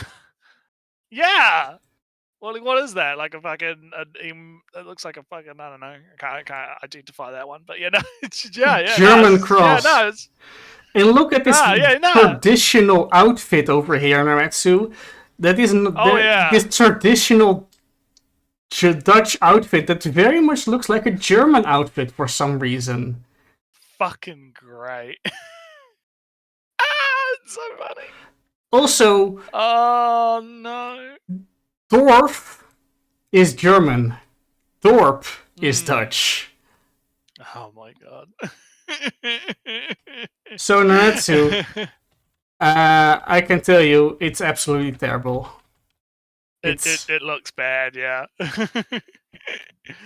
Oh, no. There's not a single Dutch person in there. The one person that is the most Dutch in the first episode is Finnish. They speak with German and Austrian accents. It's all filmed in Ireland. That's why the police officer is wearing a British Isles uniform. Yeah. They put up flags and tulips and whatnot, but that they can't hide. Those roads are too ill-maintained to be in the Netherlands. That's somewhere else. There are too many hills. The trees are all wrong. This is not the right climate. Nertsew. Sometimes the phrase goes around from my culture is not a uniform, not a costume. I feel that here. This is a fake Netherlands. This is real cultural appropriation. actual cultural appropriation. I am actually kind of offended about how fake, how little effort for something that is in the title. You're gonna make a 3-hour breakdown of Going Dutch. I actually can. I will make a point script out. You're gonna do a full. You can put on your analytics video essay voice and talk about all the inaccuracies in Going Dutch. This is Nertsew. Even if this outfit over here is a traditional Dutch outfit, the other female version outfit is from Volendam. Nertsew, Volendam is in North Holland. This base is supposed to be a half an hour across the German border. That's the opposite side of the Netherlands. They're wearing their traditional outfits on the... Because the Volendam outfit is only in Volendam. So why are these people wearing it on the other side of the country? It's not their traditional uniform, traditional outfit. So Nertsew, I hate it. It's also it's not funny. Oh well. Well, there you go. It's Best Anime of the Year right there. Anime of the Year, Going Dutch. Ellie approved. Absolutely not. Okay, alright, I'll stop teasing you now. But yeah, no, so yeah. So I guess that's about it. Yeah, I just once for fun, so I can pull this up again. That's kind of the. Yeah, we haven't been using a lot of the assets that we've been using for a while. Just a quick metaphor update. I've almost beaten it. Because, where I left off the stream was like I was done with chapter 1, kind of. The prologue in chapter 1. Now I'm in the last chapter. I've met all the people in my team. I've got all the party members. I went through a bunch of revelations. Some revelations have not happened yet, but I kind of feel like, You feel the revelation. I feel the revelation coming. I got some. I feel I'm picking up on some hints, so I can get some ahead on some revelations that are coming. Louise is a fun antagonist, Nertsew, because he sounds all based and whatnot. And you would be able to get around Louise's worldview or meritocracy. Oh, that's nice, right? Nertsew, meritocracies is all nice. Yeah. Then he talks about, if you didn't do that, I would just bomb your entire village and kill and genocide the entire people. Hey, if you didn't want to get genocided, you would just have fought back. Yeah, exactly. Alright, I'm going to kill this woman and child to threaten you. Oh, you're too weak? Yeah. You have morals? I have this... I don't give a fuck about that shit. This baby in my hand. I will stab this baby if you don't give me what I want. I am a good character. This is your based character. Based. Sounds good. Great.